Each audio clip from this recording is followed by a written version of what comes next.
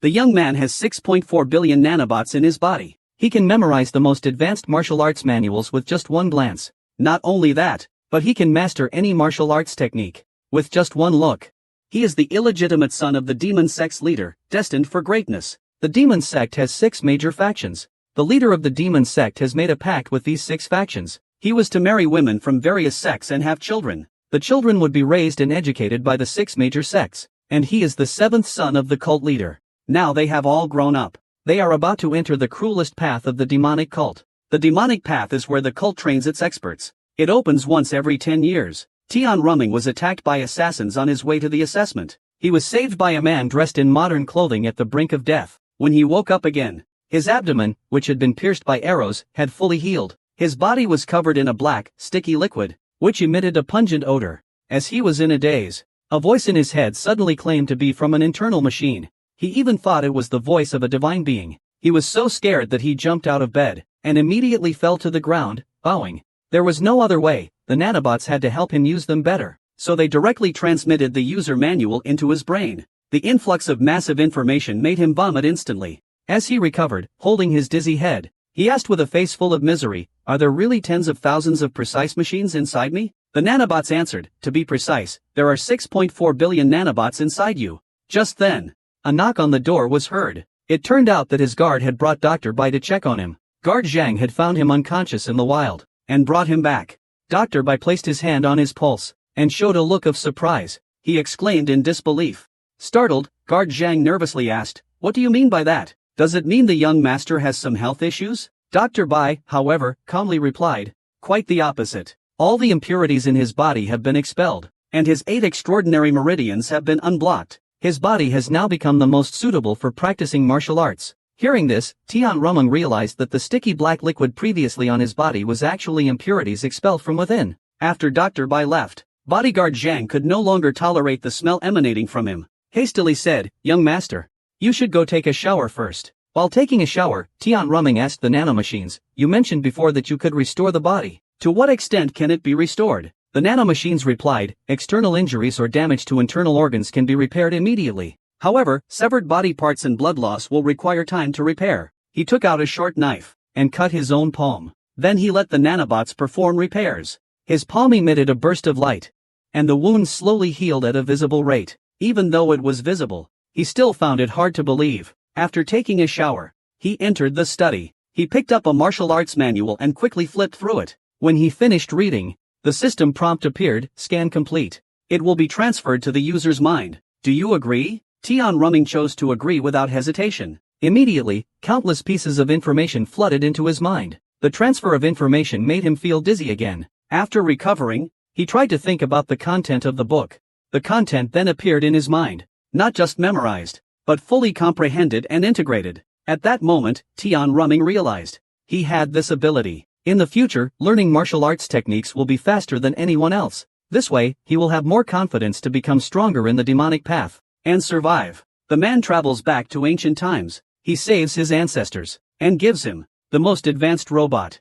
From then on, all martial arts manuals can be memorized perfectly through system scanning. Mastery through integration. Directly grasp without learning. With this ability, would you choose to memorize language lessons or math formulas? If it's a matter of fate, then be excited and stay up all night. In the morning, he went to the window. Zhang Huwei was practicing his short sword skills. As he watched Zhang Huwei train intently, the sound of nanomachines could be heard. "Do you want to scan Guard Zhang's training moves?" Hearing this, Jintian was shocked. He didn't expect that besides scanning martial arts manuals, it could also scan physical movements. He immediately ordered the scan to begin. About half an hour later, the scan was complete. The transfer began immediately. Accompanied by dizziness in his head, the moves of short sword techniques appeared in his mind. Excited, he picked up the short sword to give it a try. His movements flowed like clouds in water, and were exactly the same as those of Guard Zhang, who had practiced for 20 years. But at that moment, a sudden sharp pain surged through his muscles. The intense pain made him break out in a cold sweat.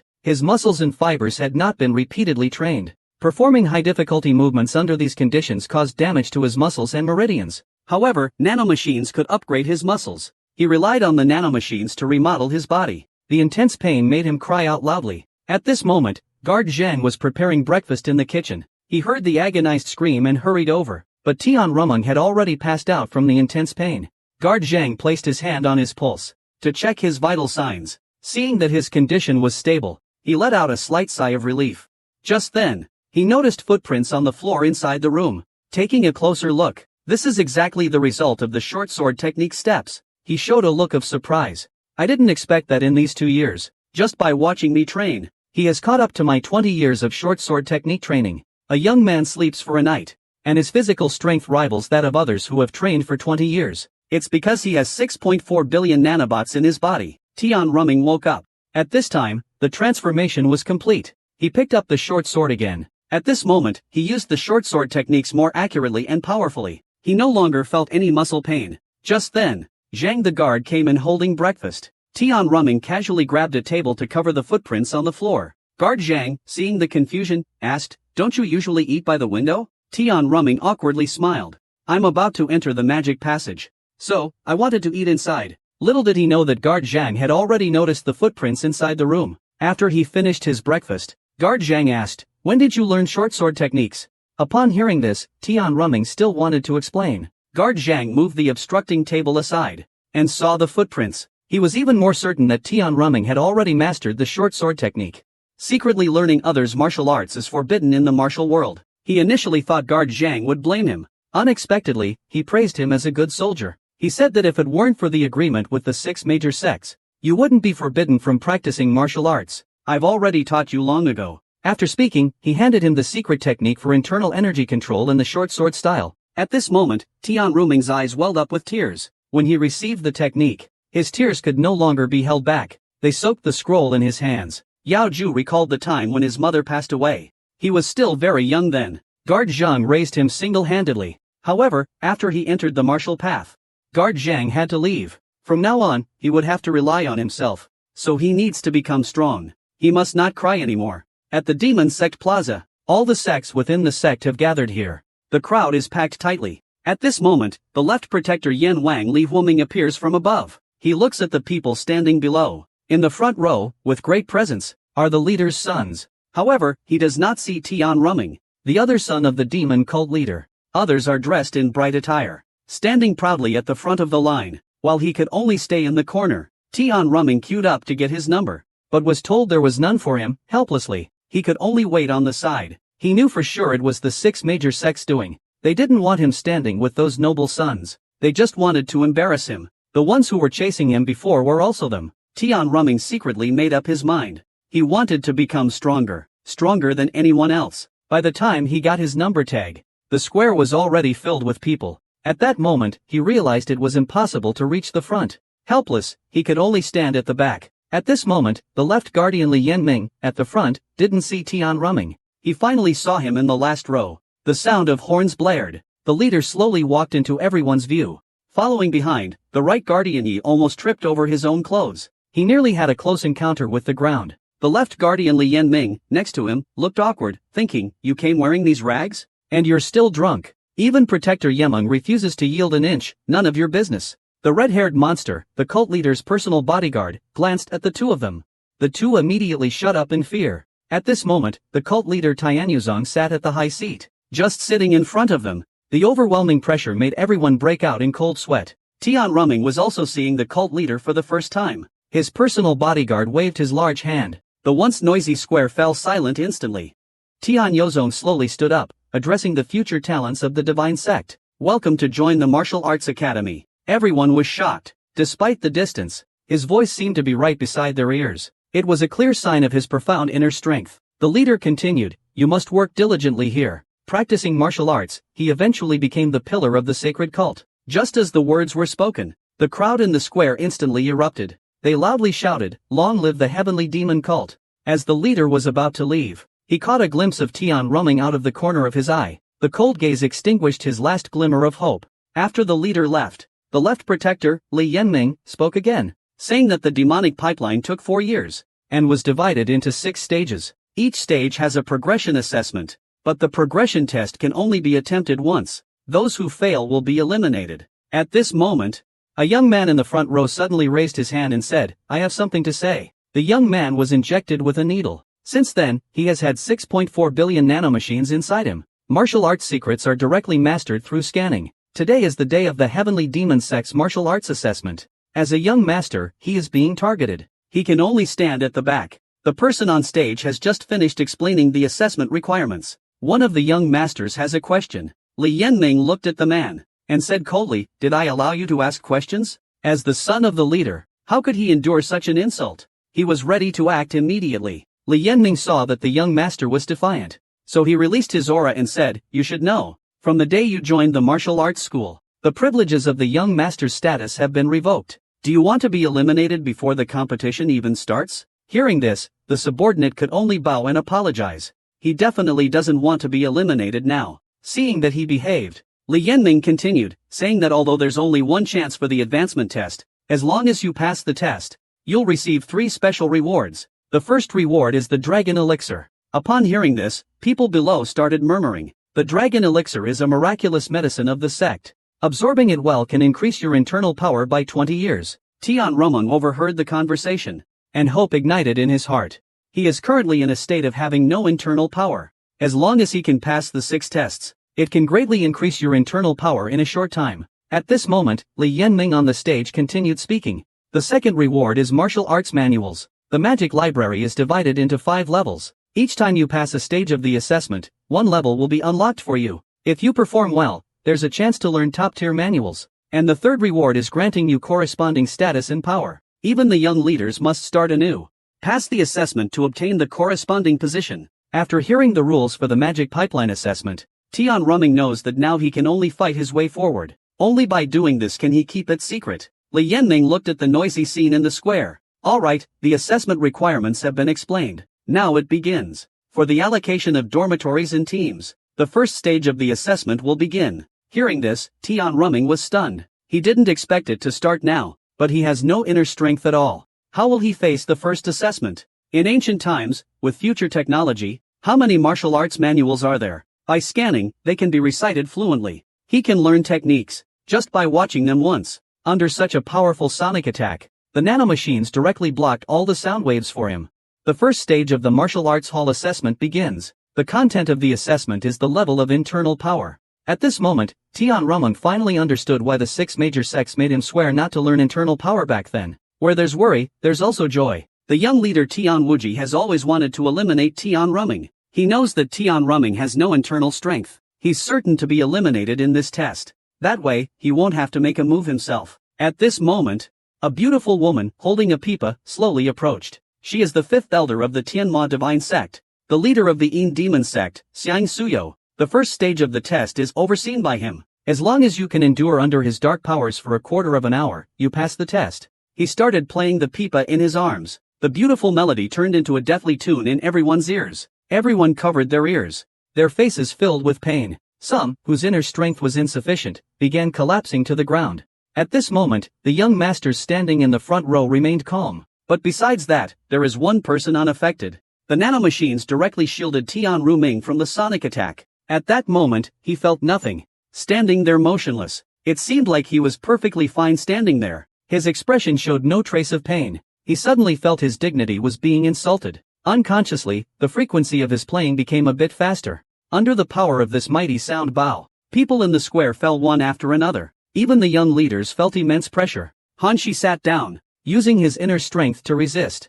Only Tian Ruming remained completely unaffected, not even showing a hint of discomfort. Seeing that even increasing his yin energy couldn't make him fall, he couldn't help but start doubting Tian Ruming's internal energy cultivation. At this moment, he seemed a bit frantic. Just as he was about to enhance the power of the yin technique further, the left guardian stopped him in time. By this time, more than half of the people in the square had collapsed. The current power of the yin technique already exceeds the test requirements. If he increases it further, how could their internal energy possibly withstand it? Xiang Suyo also felt that he had lost his composure. Just as the assessment ended, Tian Ruming spat out a mouthful of blood. Then he collapsed and couldn't get up. A large amount of blood gushed from his mouth. The ancient boy had just acquired future technology, but the nanomachines shattered his internal organs. Blood gushed from his mouth like a fountain. It turns out that all of this was arranged by him. Under such powerful dark forces, he remained unharmed despite lacking internal energy. This easily arouses others' suspicions, so he used the insider machine to inflict serious injuries on himself. Left guardian Li Yanming saw Tian Rumming spitting blood. He fell to the ground and leaped to his side. He grabbed his wrist. A pure internal force was transmitted into his body. At this moment, Li Yanming's expression suddenly became extremely shocked. Just now, this test confirmed that Tian Rumming had no internal force at all. To be able to hold on until the end was entirely due to his own willpower. So, arrangements were made to send him to the medical room. On the way to the medical room, Tian Rumming used nanomachines to repair the damaged internal organs. Li Yanming looked at Xian Yangsu with a blaming expression and said it was a bit too much. Elder Wu had no internal energy at all. He was just a step away from killing him. Hearing this, Xian Yangsu looked unlucky. Someone actually survived. Just by relying on willpower without using internal energy against the yin waves. Tian Rumming was sent to the infirmary. Dr. Bai Zongming saw a patient being brought in and was very excited. Today was his first day as the head of the infirmary, and already there was a patient. He was overjoyed. He placed his hand on Tian Rumming's pulse and confirmed it was an internal injury. But what puzzled him was, the internal injury caused excessive bleeding. So, he prepared to start with acupuncture treatment. He had just reached the door. The door suddenly opened. The person who appeared suddenly startled him, making him flustered. Before he could clearly see who it was, it turned out to be Law Master Yi Mang. He walked to Tian Rumming's bedside. He said grimly, "Why are you pretending to sleep?" Seeing no reaction from Tian Rumming, he raised his palm. With his inner strength, he lifted Tian Rumming from the bed. At that moment, Tian Rumming felt as if his body was restrained by an invisible force. Unable to move, the guardian continued, "If you keep pretending to sleep, I'll slap your face." Hearing this, Tian Rumming suddenly opened his eyes. "How did you know?" Upon seeing this, Yi Meng burst into laughter. "Kid, you really are different from the rest.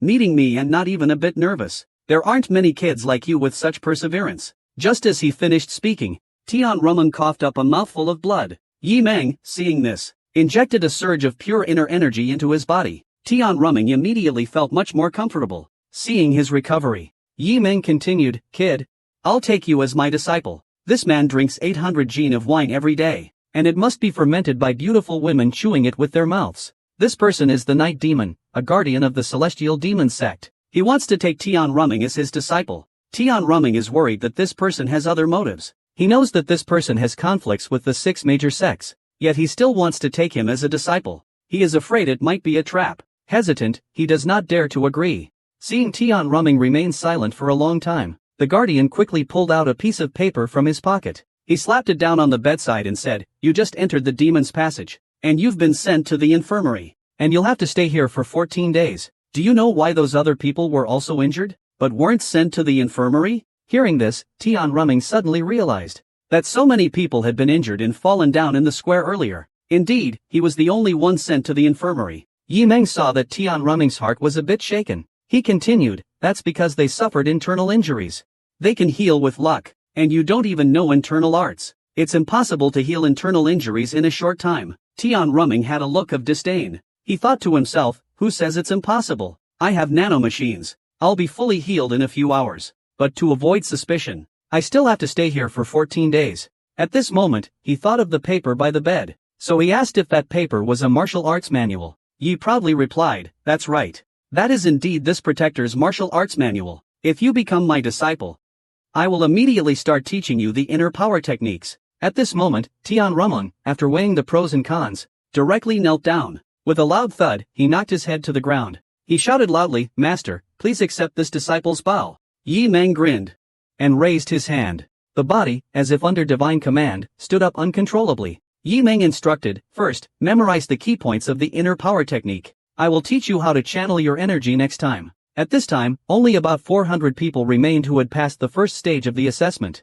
Those who failed were still unconvinced. In the end, they were all knocked out and carried out directly. The second stage of the assessment involves teamwork. Next, the people who passed the assessment will be divided. As fate would have it, Tian Rumming was grouped with Tian Wu, who had always wanted to kill him. The young man hadn't cultivated internal energy, but his Ren and Du meridians were already unblocked. His physical strength far surpassed that of body-training martial artists. This was all because of the mechanical martial arts gym he acquired earlier. When the second stage assessment grouping ended, Tian Rumming and Tian Wu were placed in the same group. After everyone left the square, Tian Wu Jing approached the instructor in charge of their training. He wanted to go to the infirmary to find Tian Ruming and tell him the rules for the second stage of the assessment. The instructor, seeing how supportive and caring his team was, was very pleased. He immediately said, "I'll go to the infirmary and tell him the assessment rules." Hearing this, Tian Wujing was startled. He originally wanted to use this opportunity in the infirmary to cripple Tian Ruoming. However, the plan failed. Early the next morning,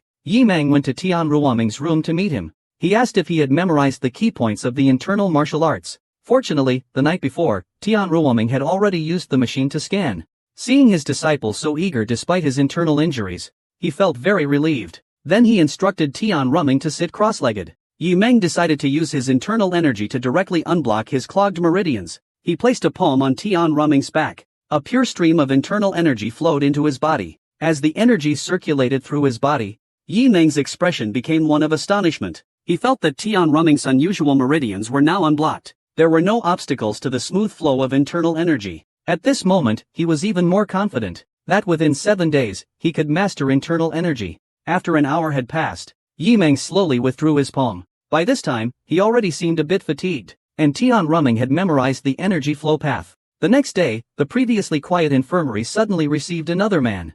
He was said to have accidentally been shot in the back with an arrow during training. Dr. Bai carefully stitched up his wound. That night, the man crawled out of bed. He picked up Dr. Bai's scalpel and slowly walked to Tian Ruoming's bedside. He looked at the sleeping Tian Ruoming. He grabbed Tian Ruoming's ankle, and the blade slid toward his Achilles tendon. "This pill is worth more than a BMW. Is it because it smells terrible?"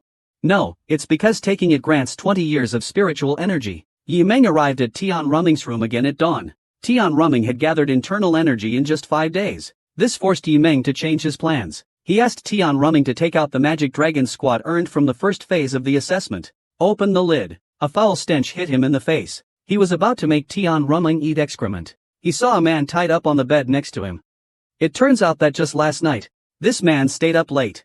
He wanted to sabotage Tian Ruoming's bonus. As soon as he touched Tian Ruoming's body, the Nanamakine's defense mechanism activated, instantly released 100,000 volts of electricity. His hair was incinerated by the powerful current. Tian Ruoming tied him up tightly and threw him on the bed. She took out a dagger and placed it against his neck, and asked, "Speak up. Who sent you here?" The man, however, fearlessly said, "You dare kill me in the infirmary? Do you think you'll get away with it?" "That's right, anyone who harms their fellow disciples in the demon sect will pay a terrible price." Tian Ruoming saw that he wasn't confessing obediently. He thought of an idea. He sealed the man's mouth again, then grabbed the man's hand, and pried open his fingers. He took out a silver needle, and stuck it right into his fingertip. The 10 fingers are connected to the heart. The intense pain contorted his brows, eyes, and nose into a painful knot. Unfortunately, his mouth was sealed shut. He couldn't make a sound. In no time, all 5 of his fingers were filled with silver needles. The man lost consciousness from the pain twice during this process.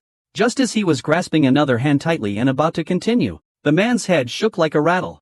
Seeing this, Tian Ruoming untied the rope around the man's mouth. Before the man could speak, Tian Ruoming directly said, "You're from Tianwujing, aren't you?" The man was startled, not expecting that he already knew. He blindly kowtowed and apologized, saying loudly, "I won't tell anyone what just happened. Please, spare me." Tian Ru used his inner power, and kept pressing his fainting point. The man then passed out.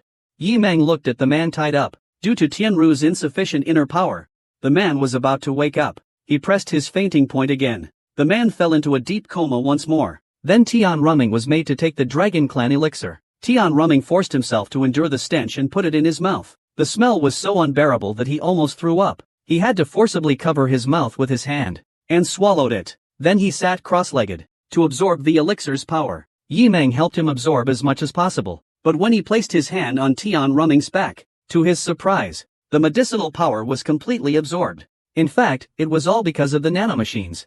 Time passed little by little. Tian Ruoming's inner strength grew rapidly. He eventually gained the power of half a lifetime. He told Tian Ruoming to stabilize his cultivation, with internal energy as a foundation. Yi Meng now plans to teach his unique martial art, the butterfly dance blade technique, the demon sect leader's illegitimate son. In order to inherit the position of sect leader, he returned to the Tianma sect, to participate in the martial test. In the first round of the test, he was severely injured. Fortunately, Protector Yi Meng recognized his talent, accepted as a disciple, and taught him the unique butterfly dance sword technique. He was unaware that Tian Ruoming had 6.4 billion internal micromachines. They had already opened up his meridians. In just 5 days, he was able to gather inner strength. Tian Ruoming returned to the training ground. He quickly blended into the training team, but Tian Wujing was still waiting for him to fall behind in training, watching him pass the ball. To his surprise, with every change in formation, their coordination was flawless, like destiny. Everyone else struggled to keep up, but he remained steady. No opportunities. He plans to create one. He gave a man a signal with his eyes. The man instantly understood. During the training session, the man took the chance to kick Tian Rumung in the butt. What he didn't expect was, the guy was completely fine, but he himself was blown away for 66 seconds. Tian Wujing watched, gritting his teeth in frustration. Returning to the dormitory at night, Tian Wujing brought his lackey Tian Rumung a lot of trouble, calling him a dirty-blooded scoundrel. Tian Rumung fired back immediately. So you mean the leader's bloodline is also dirty? Tian Rumung quickly denied. That's not what I meant. Enraged and embarrassed, he grabbed Tian Rumung by the collar. Then a punch came flying, but his fist didn't touch Tian Rumung. Instead, Tian Rumung landed a punch right on his target. Just as he was about to use the demon-subduing fist to counterattack, Tian Rumung stepped back, then turned and ran. After being hit, how could he let him go so easily? So, Tian Wujing and his followers chased after him. Tian Rumung moved at incredible speed. He felt they had reached a remote place. So, he stopped. Immediately, Tian Wujing also stopped. Just as he steadied himself, Tian Rumung struck him with a hand chop. The speed was incredible, the power overwhelming. This shocked Tian Wujing. He never expected that someone who previously had no martial arts skills would now become so powerful. Tian Rumung thought of pressing the advantage. He struck again with a knife hand. Tian Wujing swiftly dodged back to avoid it, then followed up with a heavy punch to Tian Rumung's abdomen. The powerful force made him stagger back several steps. Tian Rumung had no intention of giving Tian Wujing a chance to catch his breath. In an instant, he appeared beside him. A hand strike slashed towards him. Those nearby only saw a blur of motion. Tian Wujing once again evaded the blow. Immediately, a high kick sent Tian Rumung crashing down. Tian Rumung had skills but no real strength. But due to a lack of combat experience, he wasn't a match for the Tianwu guards. In the end, he had to rely on nanomachines to defeat the Tianwu guards. Tian Rumung came to a remote place alone.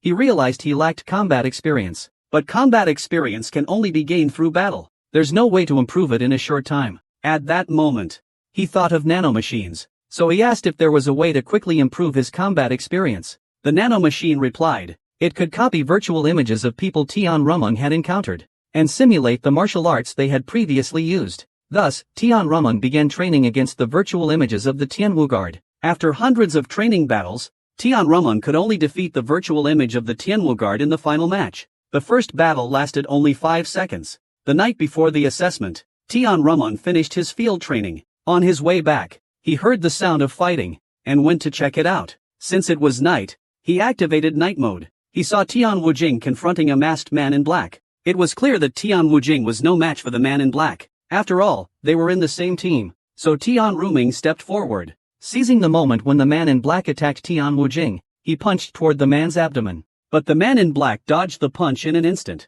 Then, he quickly retreated, glancing at Tian Rumung. Then, with a leap, he disappeared. Tian Rumung helped the two injured people back to the dormitory. Tian Wu's leg was injured, and he couldn't move. Seeing the patriarch injured, everyone panicked instantly. The assessment is tomorrow. But now, the patriarch's leg is injured and he can't move. The instructor arrived afterwards. First, they quickly bandaged the injured Tian Wu soldier. Then they lifted him, preparing to take him to the medical room. Seeing the instructor leave, Tian Rumung hurriedly lifted another person and followed. The instructor noticed him following, and smiled slightly. Taking the injured person from his hands, he said, it's surprising this guy got hurt. However, it seems like only your group might have failed. After the instructor left, Tian Rumung carefully thought about what the instructor said. He was the only one who instantly understood. It wasn't just their group that had injuries. The earlier group drawing was to let them know their opponents in advance, so they could use certain tactics to win. After figuring it out, Tian Rumung returned to the dormitory. Everyone was arguing endlessly about not having a leader for tomorrow's assessment.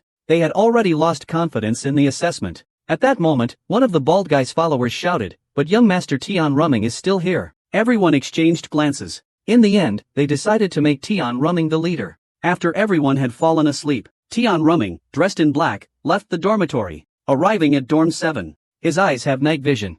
He climbs the roof at night to watch people sleep. After everyone falls asleep, Tian Rumung, dressed in black, arrives at his wife's dorm. He scans them using nanomachines.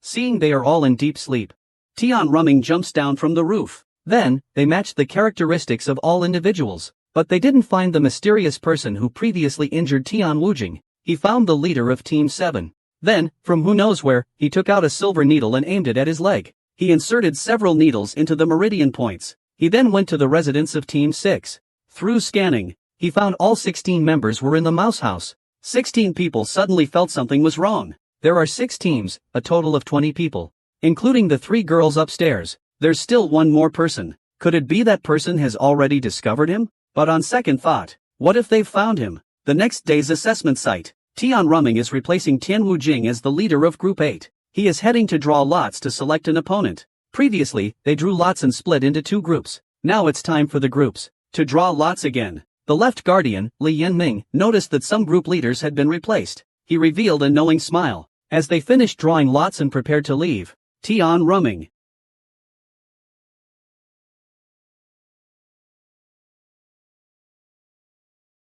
The assessment begins. Tian Rumming leads Team 8. Tian Yuanli leads Team 5. As the battle begins, Tian Rumming immediately uses the nanomachines for formation analysis. The opposing side is charging with a wind arrow formation, analyzing through the system, deciding to counter with the fish scale formation. The leaders at the front of both formations clash first. A powerful impact erupts with a loud boom. However, neither side retreats even a step. Tian Yuanli didn't expect him to be this strong. She quickly retreats. They change formation again. Tian Rumming orders the team to switch to a slanted formation. Seeing them switch to the slanted formation, Tian Yuanli decides to use the fish scale formation. A mounted charge scatters them. But just as they're about to collide, Tian Rumming's formation changes again, becoming the crane wing formation, forming a pincer movement from both sides. Tian Yuanli hurriedly reminded everyone to pay attention to attacks from both sides. Tian Rumming didn't give them a chance to react. He shouted loudly again to switch to Formation 2.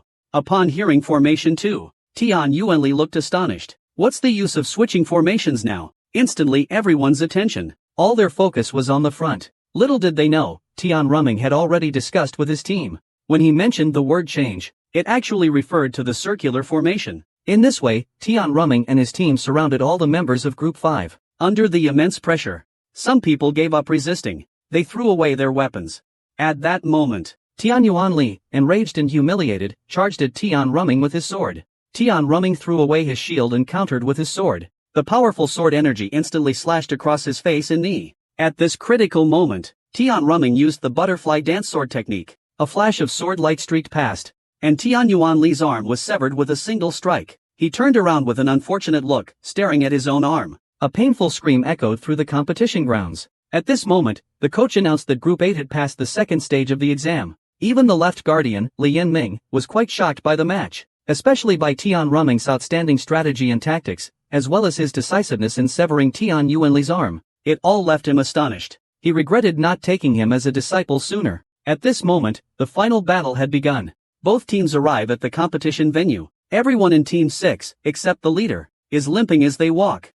The leader of Team 6 knows all of this is Tian Rumming's doing. He silently notes this grudge in his heart. Team 7 sees that their opponents are struggling to walk, and their confidence instantly soars. They begin to charge directly. Group 6 used the wind formation coin. Both sides collided. The leader of Group 6 flicked their sword and knocked the opponent's shield away. Before the opponent could react, they pierced the opponent's body with one strike. Group 6 members took the opportunity to swiftly press forward.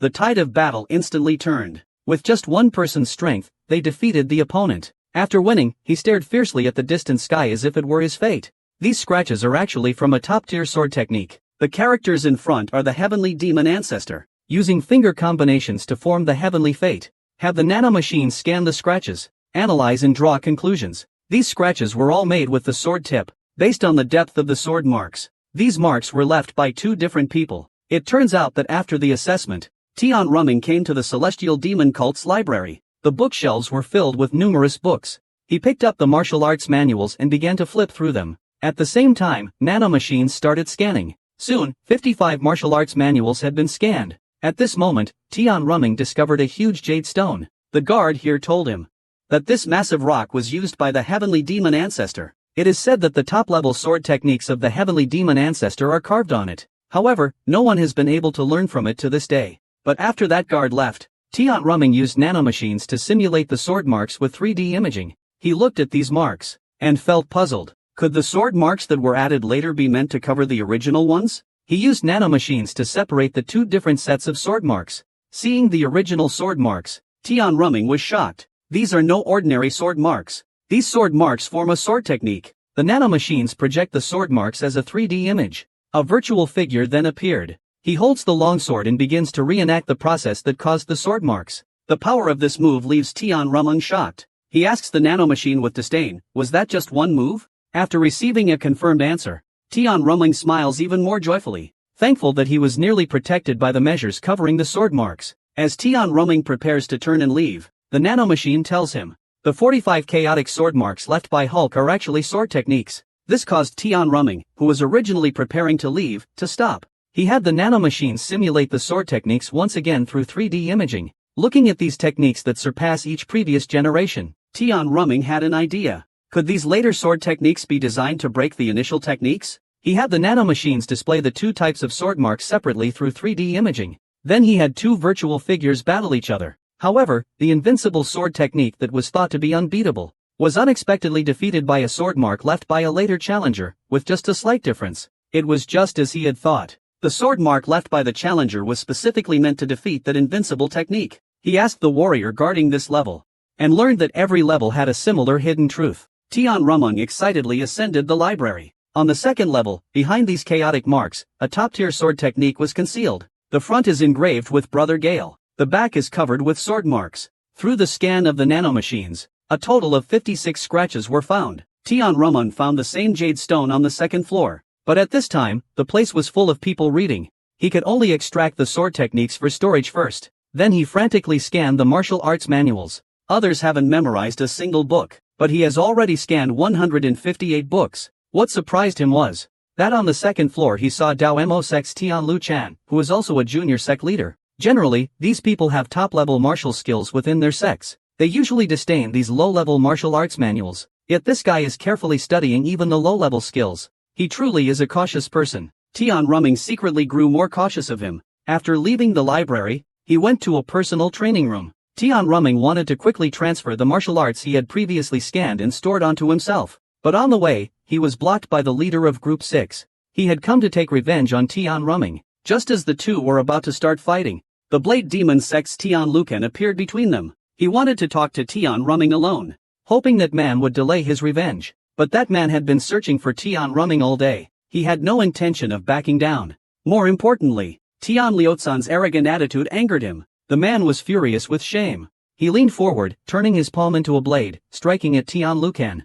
Tian Lucan stood there motionless. He easily blocked the attack with a slight lift of his arm. In the next second, his palm was pressed against the man's neck. This move left Tian Rumming, standing nearby, quite shocked. He had so easily broken the man's attack, and subdued him as well. The man knew he was no match for Tian Lucan. Helpless, he could only turn and leave. Tian Rumming activates the battle assistance system. He cautiously watches Tian Lucan, but Tian Lucan smiles and greets Tian Rumming with clasped hands.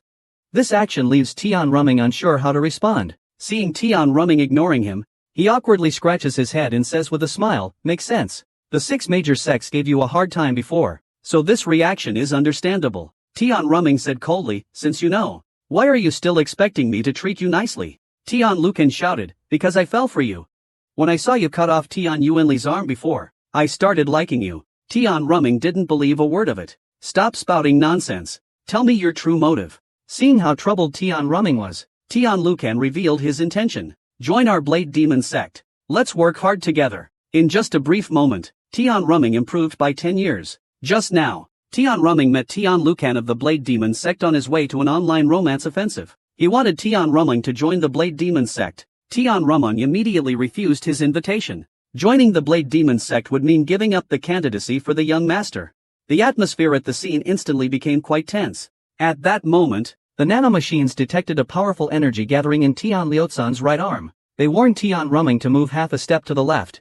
Tian Rumming slightly turned his body, ready to react at any moment. The impending attack. Tian Lucan suddenly clutched his stomach and burst into laughter. Then, he shook his head. "This means we'll definitely clash head-on later." But before he could finish speaking, Tian Lucan casually waved his right hand, and the ground was instantly split open by a deep trench. He then used his inner strength to form a long blade. Seeing this, Tian Rumming was shocked. He didn't expect that his strength could be so visibly different. With your level, you're still far from being able to take my life. After saying that, he turned and left. Tian Rumming had thought that defeating Tian Wujing would make him comparable to other minor sect leaders. But now it seems he is still far from it. His goal is not to catch up with them, but to surpass them. Tian Lucan, who just left, was also quite surprised. Originally, he wanted to chop off Tian Rumming's arm on the first strike. But before he could gather his strength and raise his blade, Tian Rumming dodged as if anticipating it. It seems he's no ordinary opponent. Meanwhile, Tian Rumming entered a personal training room. He asked the machine to display the second-tier sword techniques through a 3D hologram. The first to appear was the peerless sword technique engraved initially. These sword techniques are faster and more complex than those carved on the jade stone on the first floor. Then, he had the machine display the sword techniques that were carved later. Looking at these 56 sword techniques, Tian Rumming felt helpless. If you don't practice swordsmanship, you simply can't master these techniques. He then had the two sets of sword marks engage in a three-dimensional battle. In the end, the sword technique carved later still won with the final move. At that moment, he had a bold idea. What if he used the butterfly dance blade technique against the sword marks? Tian Rumming was immersed in his own world. In his mind, he tried to break the sword marks using the butterfly dance blade technique. As he practiced in his mind, his body also began to change. With a startled cry, Tian Rumming suddenly woke up. At that moment, he felt his body was stronger than before. He circulated his energy to regulate his breath, and discovered he had gained 10 years of inner strength. He looked at his hands with an unlucky expression. Could it be that I've had an epiphany? By fate, he accidentally entered a state of enlightenment. Upon waking, he gained 10 years worth of inner strength. At this moment, he was using the butterfly dance sword technique. It felt much smoother. Not only that, his inner strength also reached the level of external projection. Although he still couldn't condense it into the shape of a sword, absorbing the demon dragon group he obtained this time should be enough. He had that machine transfer the peerless sword techniques it previously scanned into his mind. As a sharp pain struck his head, the transfer was complete. Next, he had to enhance his body's strength to match the peerless sword techniques. At this moment, Tian Rumming's inner power had just reached the level of a first-class expert. However, his external power was already at a top-level expert's. His body had also reached its current limit. If he wanted to further increase his physical strength, he could only grow taller physically. He looked at his strong body, his face full of disbelief. He felt power surging through his whole body, so he punched the training room wall. Little did he know, in the next room was the leader of Group 6, who had a grudge against Tian Rumming. The immense power instantly punched through the wall. Before he could even react, he was severely injured by the sudden punch. When he checked who broke through the wall, he was instantly overwhelmed and fainted. The instructor on duty was drawn by the sound of the explosion. Seeing someone injured, he carried the victim to the infirmary. Meanwhile, Tian Rumming apologized awkwardly. The instructor warned Tian Rumming that if this happens again, he was forbidden from using the training room. Tian Rumming returned to the training room to continue his practice. In the training room, he wanted to try the ultimate sword technique engraved on the green jade stone. He used his finger as a sword, and performed the first move of the ultimate sword technique. After executing the first move, he felt something was off. It didn't feel smooth to perform. So, he asked the device to compare his execution of the ultimate sword technique with the one on the green jade stone. At this moment, he realized that the supreme sword technique he was using wasn't smooth, and he was also half a beat slower than the others in finishing the move. Tian Rumming was puzzled and couldn't figure it out. Why was there such a huge gap when using the same move? Just then, it seemed like something dawned on him. He hadn't used his inner energy and coordination, but the jade stone only recorded the sword moves. There's no line of luck engraved. Could the Chinese characters engraved on the jade hold a secret? The characters carved on this stone represent top-tier internal martial arts techniques. These characters were all carved by the hands of the heavenly demon patriarch. Tian Rumming had the nanobots analyze the characters. He saw the image magnified countless times. There were several dots beneath each character. There were 4 dots beneath the large character. Could these 4 dots represent 4 acupoints? But on closer thought, Tian Rumming denied it again. At this point, he remembered a book he had seen about acupoints. The numbers and notes of the acupoints are arranged sequentially, but 4 corresponds to the Jiuwei acupoint. This is quite strange. Usually, energy circulation starts from the Qihai acupoint in the dantian. But if it's the Qihai point, it should be 7 dots. At that moment, Tian Rumming seemed to realize something. The character has 3 strokes. Adding the 4 dots below makes 7. Then, Tian Rumming used this method to find all the acupuncture points corresponding to the characters. After that, he connected them together. In this way, a complete qi circulation route was formed. The next day, Tian Rumming, after finishing his meal, was just about to practice the luck technique he discovered yesterday. However, he was stopped by a man. The man wanted to spar with him. Initially, Tian Rumming didn't want to bother with him, but the man said that if he won, he would tell him some details about the third stage of the exam. So Tian Rumming and the man went to the outskirts. They took their positions. The great battle is about to begin. A man charges at Tian Rumming with a powerful thrust. He strikes with his palm like a blade. Several horizontal slashes are easily dodged by Tian Rumming. He doesn't realize that these moves are too slow for Tian Rumming. At this moment, Tian Rumming evades the man's palm strike. Immediately, he strikes with his palm like a blade. The blow lands on the man's abdomen. Taking this hit, the man spits blood and is knocked to the ground. At this moment, Tian Rumming is freaking out. He didn't control his strength earlier. He hit too hard, severely injuring the man. After a while, the man starts to recover slightly. Using his hand for support, he sat up. He told Tian Rumming the information about the third phase of the assessment. The third phase is still a group assessment. The probability is high. The goal is to select superior warriors. Only first-class warriors with at least top-tier martial skills and over 60 years of inner strength can become superior warriors. The manuals they previously saw in the library were all second-tier martial arts techniques. This time, the assessment will provide a first-class manual. The 7 devil swords that can unleash the sword demon formation. He heard his father talk about it.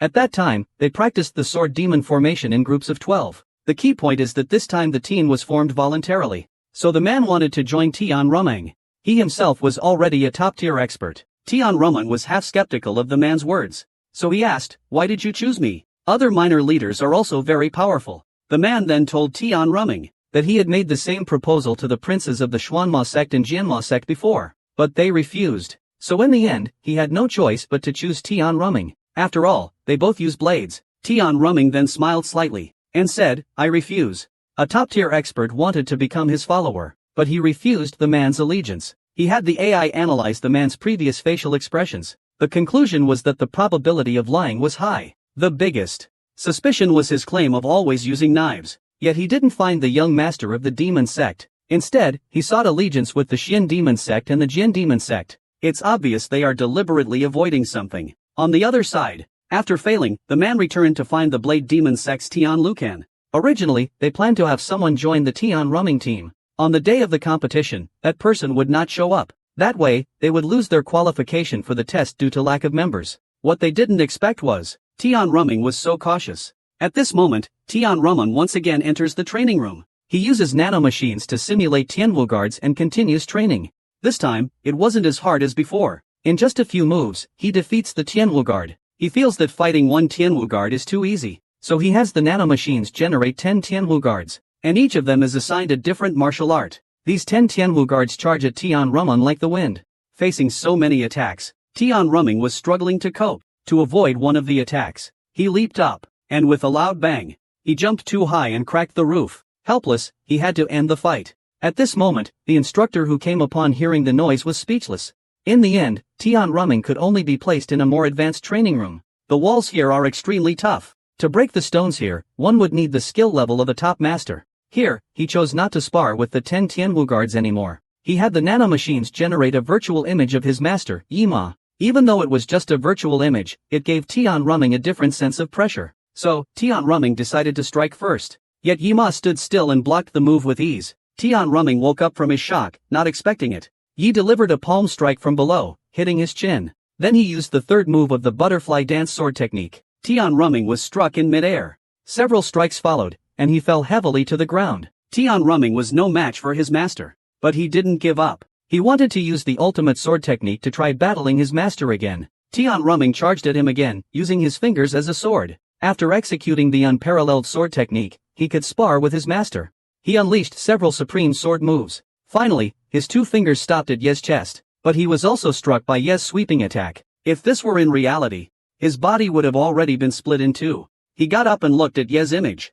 It was discovered that certain parts of Ye's virtual silhouette were also injured by the sword. His extraordinary sword skills did indeed cause harm to his master. However, the gap in martial arts skill is still vast. There are still 4 years left until the Mogwan Dao exam ends. Tian Rumming plans to surpass his master within these 4 years. But first, he'll start with the virtual silhouette. In 3 days, the third phase of the Mogwan Dao exam begins. At this point, Tian Rumming can already hold his own against 10 Tianwu guards. Left Protector Li Yanming announces the assessment rules. Just as the man said, they can form teams freely. They need to learn the top martial art, 7 Demon Sword, and then form the Demon Sword formation. Finally, they must defeat the martial arts instructor to pass the 3-stage assessment. As for the clan leader, they must defeat the instructor within 7 days. You need to obtain the nameplate in their hands to take on the role. However, the instructors only used the 7 Demon Sword to fight against them. On the first day, 3 people stepped up to challenge the martial arts instructors. Tian Rumming activated a cheat during his duel with the instructor. To become the leader for the 3rd stage assessment, one must defeat the martial arts instructors, obtain the yellow nameplate from their hands. The assessment rules were just announced. Team 1 Tian Wuyan, Team 8 Tian Rumming, and Team 12 by G step up to challenge the martial arts instructor. The first match starts with Team 1, Tian Wuyan. The duel begins with both sides bowing their fists in salute. Tian Rumming uses nanomachines to scan and record. They capture Tian Wuyan's mastery of the top 3-ranked Heavenly Demon Sect technique, the soft Xian Yun Palm.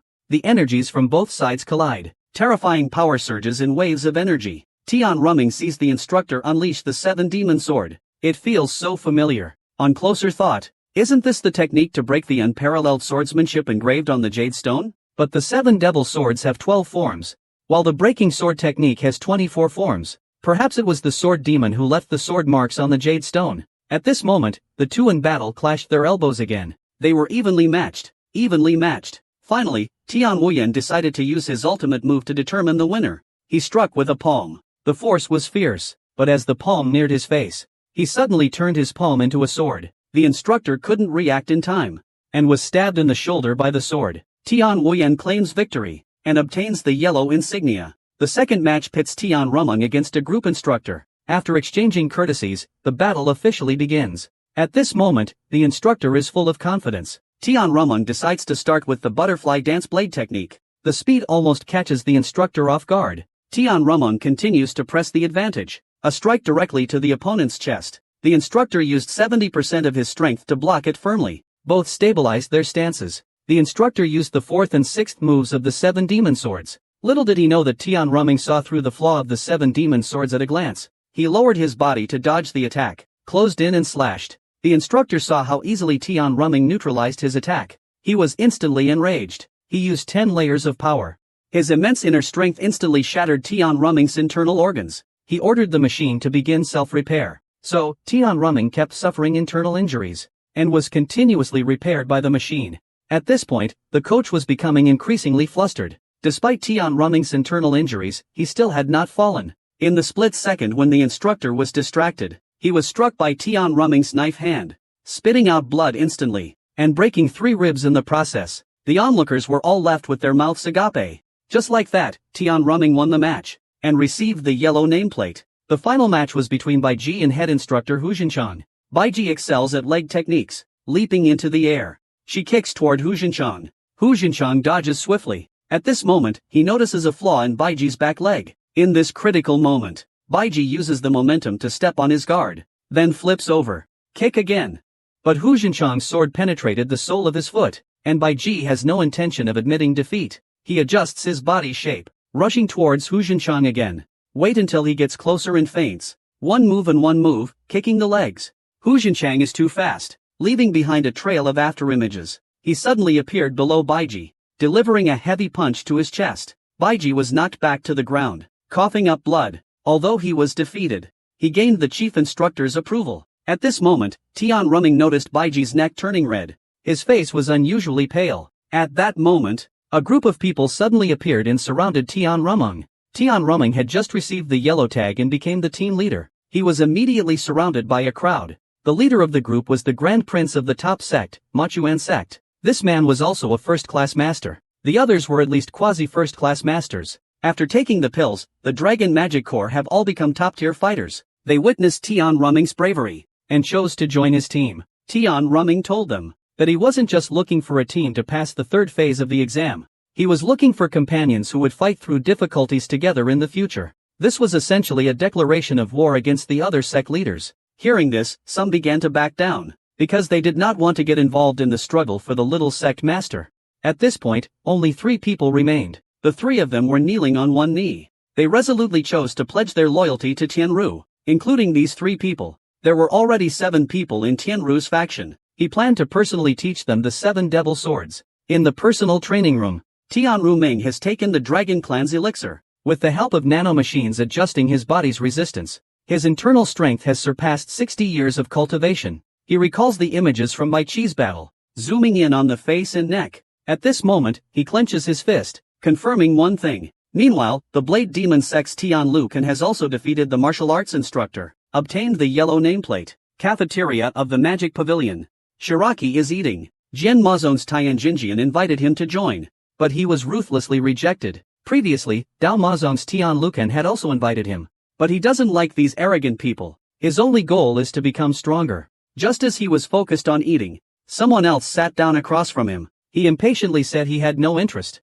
But Tian Ru Ming wasn't angry. His tone was so calm that if you don't talk to me now, you might die later. Upon hearing this, Bai Ji's eating action instantly froze. And then with a thud, he put down his chopsticks and bowl. You're not even a candidate for a sect leader of the 6 major sects. Yet you're more arrogant than the previous 2. Do you think using that approach will make me join you? Upon seeing this, Tian Ruming realized he had misunderstood. So he got straight to the point. He directly said, "It seems like you're poisoned. Earlier, when I saw you in the match, your face was pale, and red spots appeared on your neck." At this moment, Bai Ji thought of Tian Songjian, the young master of the Poison Demon sect, who was in the same group, but he had always been wary of him. How could he still have been poisoned? Seeing Bai Ji's unfortunate expression, Tian Ruming called Dr. Bai, who was eating, to examine him.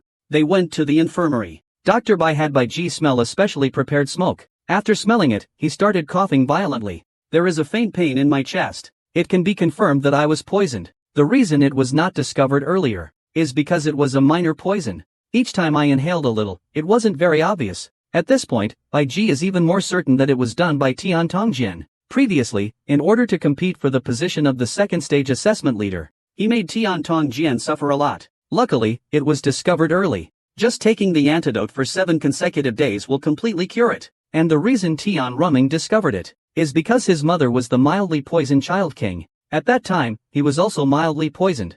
Now, he's finally found the source of the poison. So Tian Ruming decided to find the demon sex young master. Tian Songjian appeared at this moment. A voice entered his mind. "Someone insulted your mother. What would you do?" And that person might also be the one who killed her. Just as Tian Rumian was going to find the demon sex young master, Tian Song was watching. A voice entered his mind.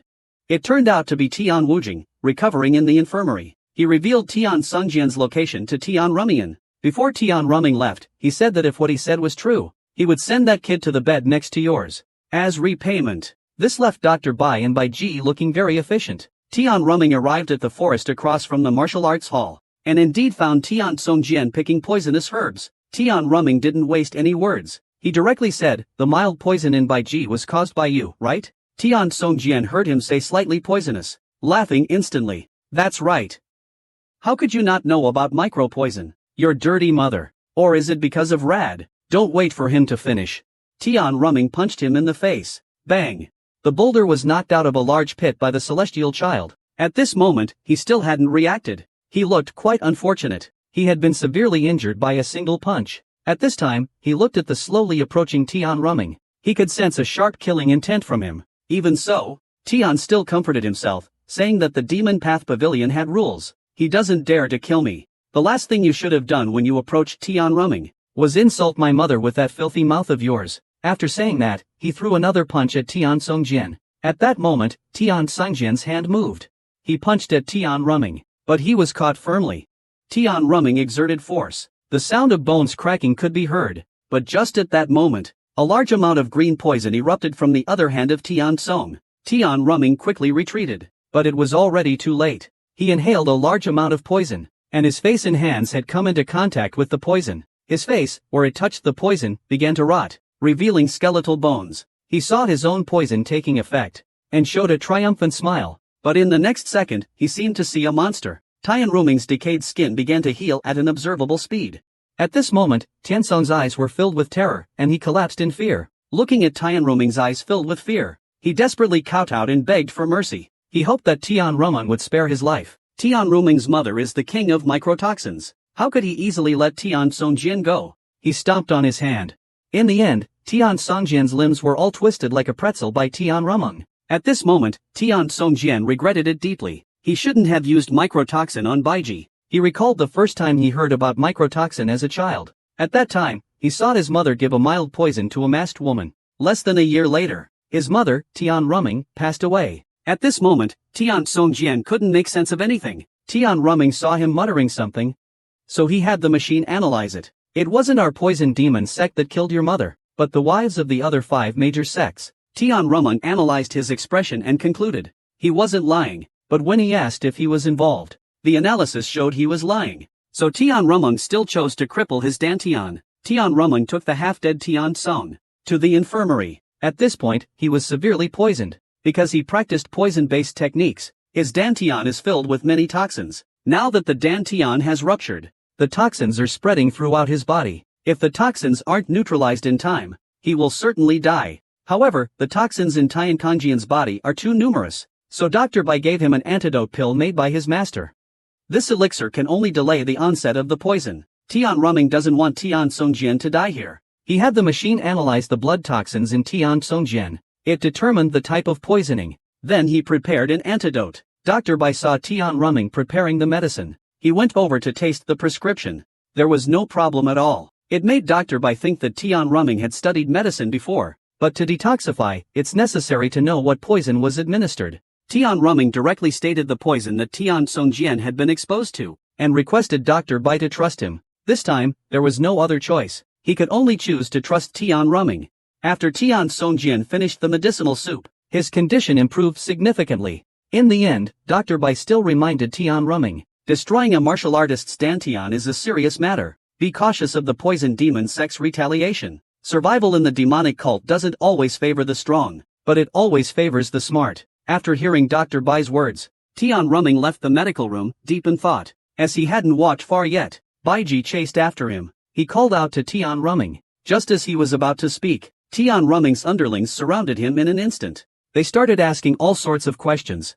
Seeing this, Baiji swallowed back what he originally wanted to say. After returning to the dormitory, Tian Rumming told everyone what had happened. Everyone was worried that the demon sect and the poison demon sect would cause trouble. Tian Rumming did not regret crippling Tian Songjian's Dantian. He just regretted not coming up with a foolproof plan before taking action. The next day, the head of the demon sect, Li Yanming, summoned Tian Rumming to his office. Although the demon sect did not have a rule against crippling someone's Dantian, the Dantian was akin to a dancer's life. If not handled properly, fearing that this situation might happen again, it was decided to take back Tian Rumming's yellow badge. He would be confined in a cave for 5 days to reflect on his actions. When he comes out, he'll have only 1 day left to regain the yellow badge. In the cave, with no one to disturb him, Tian Rumming can focus on practicing his martial arts. Just as he finished practicing his martial arts and was resting, the stone door of Ju Jingdong was opened. A murderous-looking figure appeared at the entrance. With a lift of his hand, Tian Rumming felt as if he was being lifted by an invisible force.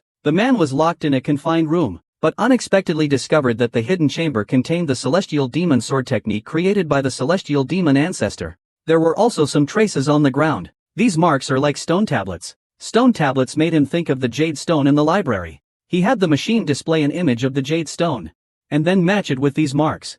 It turned out to be a perfect match. At this point, he noticed a thick pillar in the center of the hall, with the 4 characters Heavenly Demon Sword Technique carved on it. From the marks, it seems they were carved by hand. Through the analysis of nanomachines, it was confirmed that the same person carved the Ode to the Great Wind on the green jade. Some holes below, when connected, resemble a dragon ascending to the heavens. Tian Ru counted them, and found a total of 24 points. Aside from representing the 24 generations of the Heavenly Demon Sword Art, he couldn't think of any other connection. It was at this moment he thought of the dragon ascending to the heavens composed of these 24 points. Then he suddenly looked up.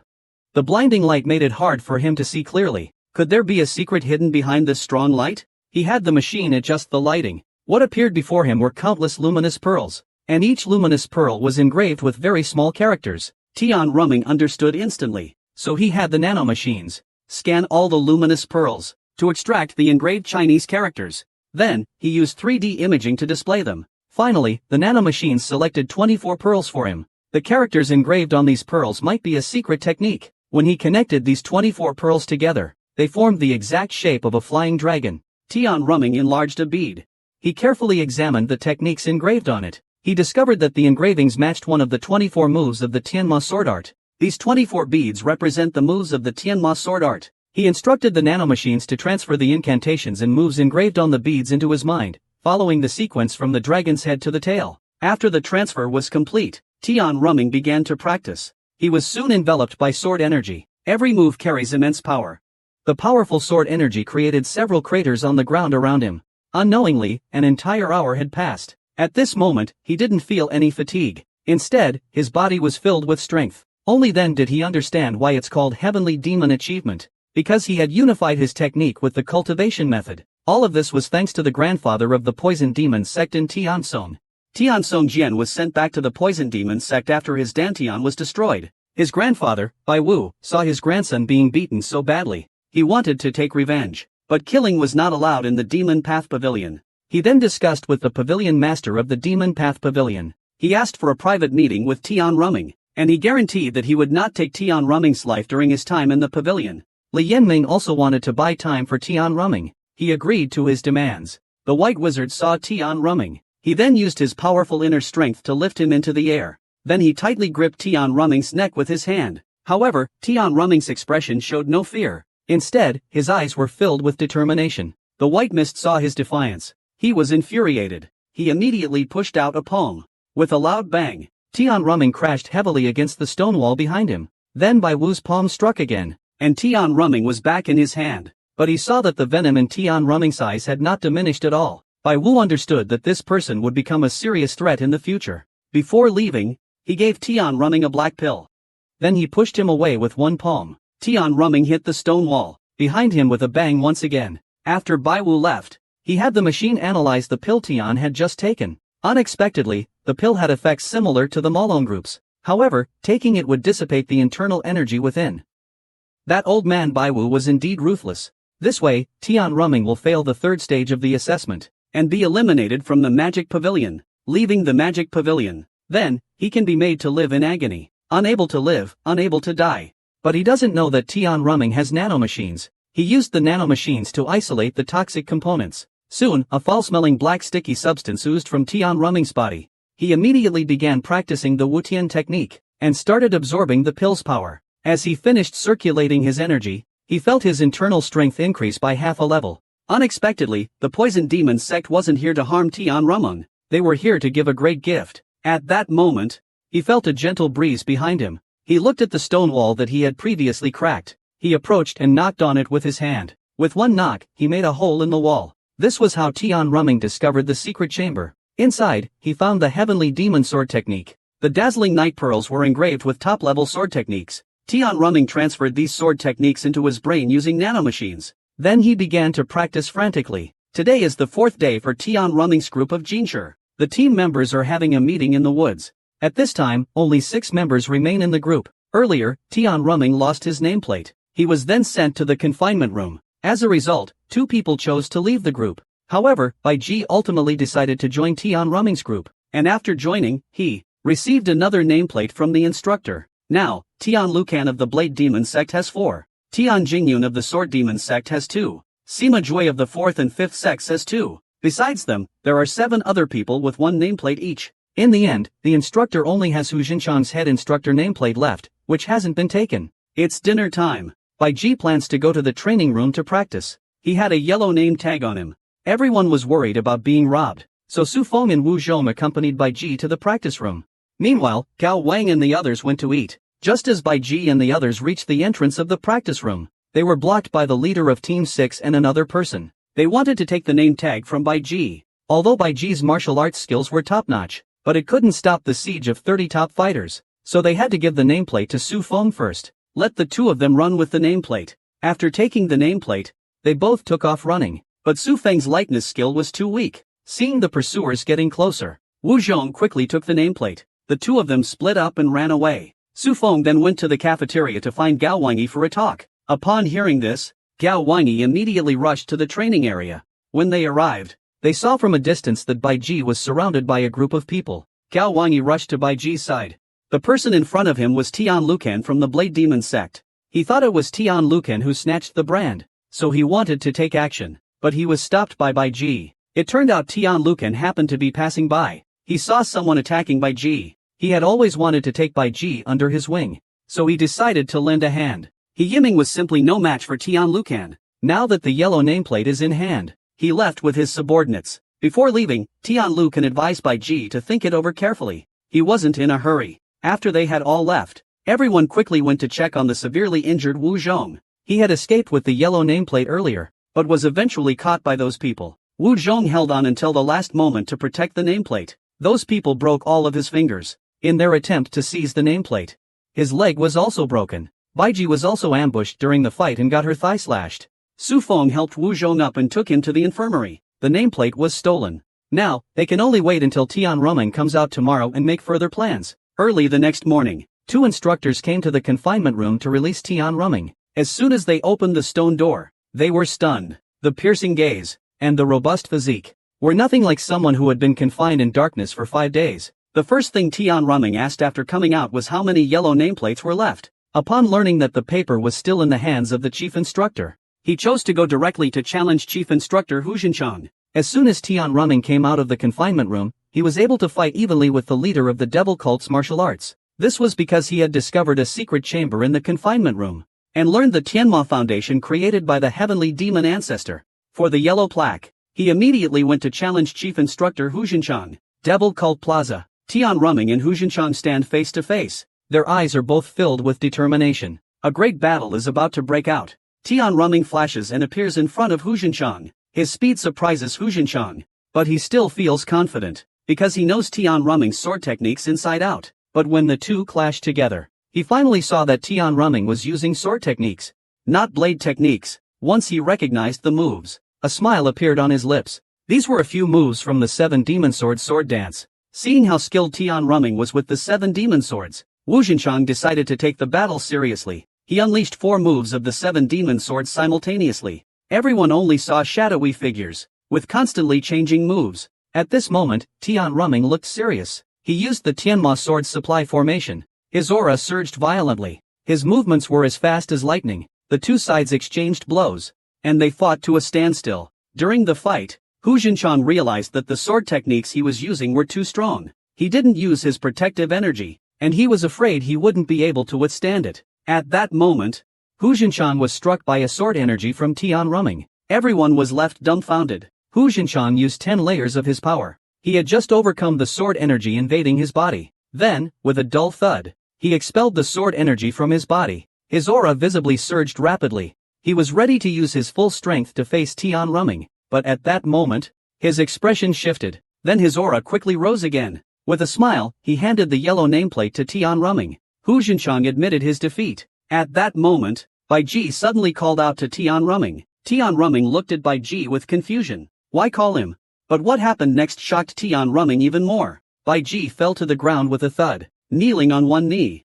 I sincerely thank Tian Ruming Gongzi for saving my life from the poison of the poison demon sect. You have thus suffered at the hands of the official Jinshi. How can I not be moved? And just at this moment, Bai Ji's face suddenly turned red. Bai Ji, as a subordinate, he will try even harder to assist Lord Tian. Tian Ruming felt awkward, breaking out in cold sweat. Meanwhile, Li Yanming and Hu Xinchang were talking on the rooftop. It was him who had just sent a message to Hu Xinchang, telling him to stop. They both recognized the sword technique Tian Ruming was using. It looked like the heavenly demon sword technique used by the leader. The heavenly demon sword technique was created by the heavenly demon patriarch. It's the #1 demonic sword technique, only passed down to the sect leader. Li Yanming accompanied him for years, so the sect leader has seen the heavenly demon sword technique. And the sword technique Tian Ruming uses is very similar, but it feels even more powerful. They couldn't help but think of the Jade Chronicle left by the heavenly demon patriarch. In the end, the two still couldn't figure it out. We must keep this a secret for now.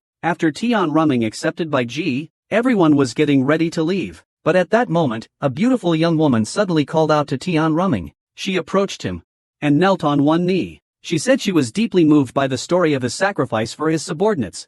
I am deeply touched. If you accept me, I will swear allegiance to you with my life and serve you faithfully. He then accepted Chen Gui, the eldest son of the Chen family. Seeing that several of the previous members were missing, he asked where the others were. There are too many people here, so Wang Gao took them to a small forest. He told Tian Ruming about everything that had happened over the past few days. 2 people had left, and Wu Zhong, in order to protect the name tag, was severely injured by He Yiming. This time, after Tian Ruming listened, he didn't impulsively seek revenge right away. Instead, he became calmer. He looked at everyone's serious expressions. They said since they owed that kid a huge debt, they'd return it to him exactly as it was. The three of them agreed to steal Tian Ruming's nameplate, but unexpectedly, one of them betrayed right at the start. Previously, Bai Ji's nameplate was stolen, and Tian Lucan was the mastermind behind it. He was the one who urged Yu Pingxue to incite He Yiming to steal Bai Ji's nameplate, so he could take the opportunity to reclaim Bai Ji. Yu Ping was sent to the infirmary due to internal injuries, so Geng Ran came to find Tian Lucan on his behalf to fulfill the promise. Unexpectedly, he used the excuse of not recapturing Bai Ji, saying they hadn't completed the mission, so they couldn't be given the name tags. Now they're being asked to go seize Tian Ruming's name tag instead, and Lian Bo is going with them. Moreover, he promised them, as long as they steal the nameplates, we'll recruit them as gunmen. When Gu Ran heard this, his body trembled slightly. They found He Yimei again, because he had a grudge with Tian Ruming. Soon, they reached a collaboration. In the small forest, they found Tian Ruming. At this moment, Tian Ruming was thinking about how to get revenge on He Yiming. He didn't expect He Yiming to come to him. Tian Ruming smiled as he looked at He Yiming. This made He Yiming very uncomfortable. Why are you still smiling? Are you clueless? What a foolish guy.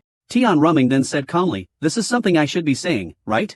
Just then, Gu Ran, standing in the back, suddenly shouted loudly at He Yiming and the others to put down their swords. He Yiming and the others saw Gu Ran and the others pointing their swords at them, and all showed anxious expressions. It turned out that 2 hours earlier, Tian Ruming had found the people who had stolen their name tags yesterday. Yu Pingxue arrogantly said that they had more people. Tian Ruming responded with a smile. He had no choice but to give Yu Pingxue a light punch. Before taking action, Tian Ruming kept silently reminding himself to control his strength, but it seems like he didn't control it well enough. Just one punch, and Yu Pingxue passed out. Su Feng tightly grabbed Gu Ran by the collar. You broke Wu Zhong's finger. Where's the stolen nameplate? Gu Ran answered that it was in He Yiming's hands. Su Feng, furious and humiliated, kept punching the man in the face. In the end, Bai Ji stopped her. From Gu Ran, they learned that it was Tian Lucan who had instructed them and He Yiming to steal the nameplates. Tian Liuchan's real goal was to get Bai Ji. Bai Ji had initially felt some gratitude toward Tian Lucan. I didn't expect all of this to be a trap. After hearing this, Su Feng became even angrier. She immediately tackled Gu Ran to the ground. Her fists came down like rain. At that moment, Gao Wang spoke up to stop Su Feng. He asked Gu Ran, do you believe in your agreement with Tian Lucan? Do you think he would really hand over the yellow? Can I give you a nameplate? At this time, Gu Ran himself began to doubt. In fact, he has never believed in Tian Lucan. It's just that Yu Pingxue has always insisted. At this time, the companions around me also started talking about it. There are 19 of them. A famous brand is simply not enough. If only one name brand is given, they are definitely going to fight. These days, Tian Lucan surely knows. Gao Wang continued speaking. Tian Lucan toyed with you like this. Don't you want revenge?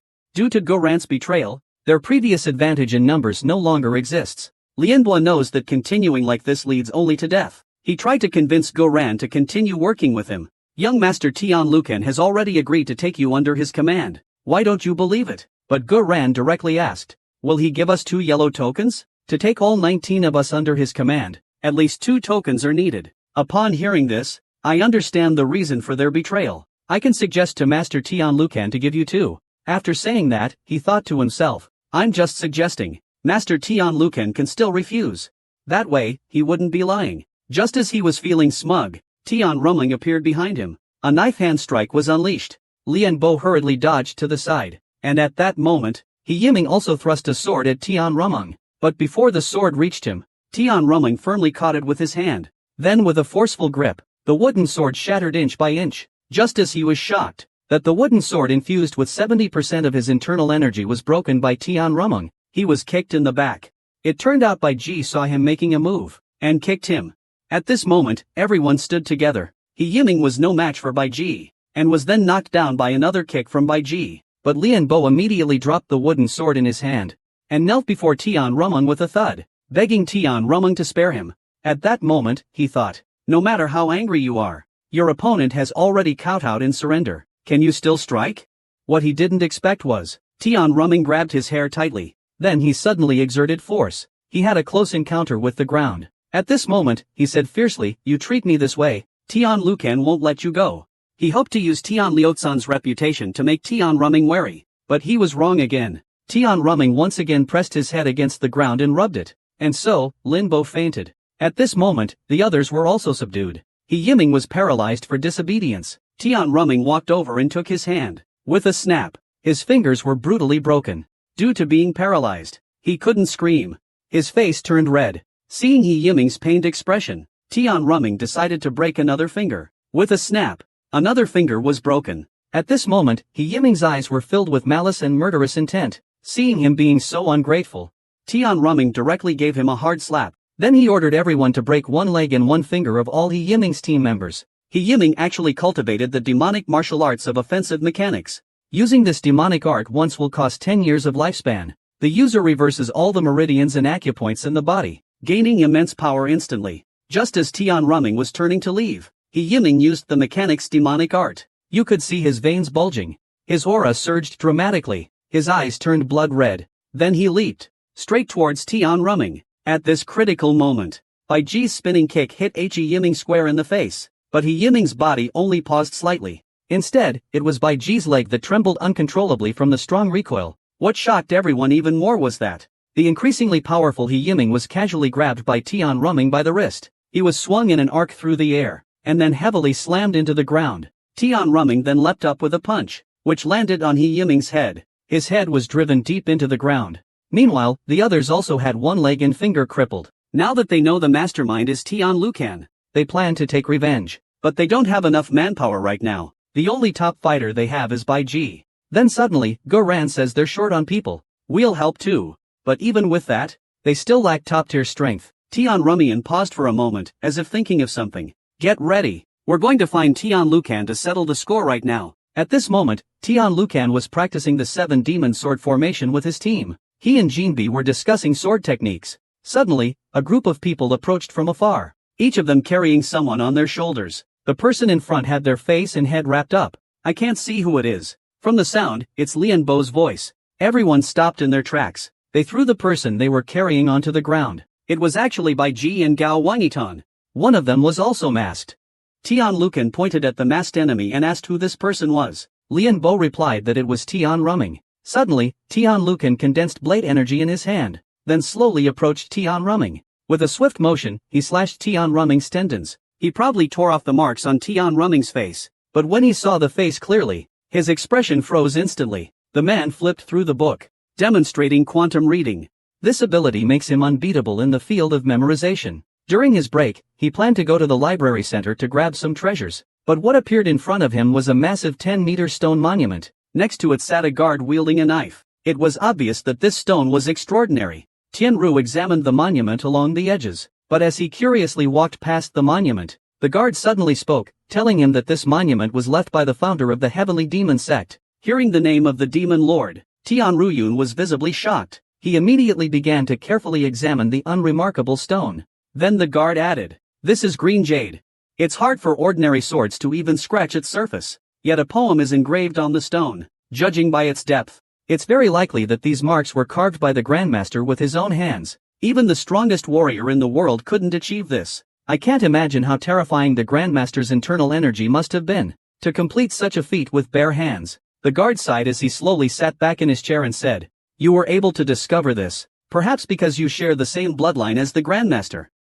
I've been guarding this place for over 20 years. It's not just ordinary people. Even those who added to the bloodline over generations haven't observed it. This stone tablet, even Tian Ruyun almost missed it. But compared to the secret manuals in the study, this stone tablet is far from useless." After briefly explaining, Tian Ruyun planned to continue memorizing, but just as he turned back, still lingering, suddenly noticed that the stone tablet actually has another side. The intricate knife marks on this side seem to be hiding some information. Tian Ruyun approached the stone tablet, initiating trace analysis. After complex data analysis, the robot reached a shocking conclusion.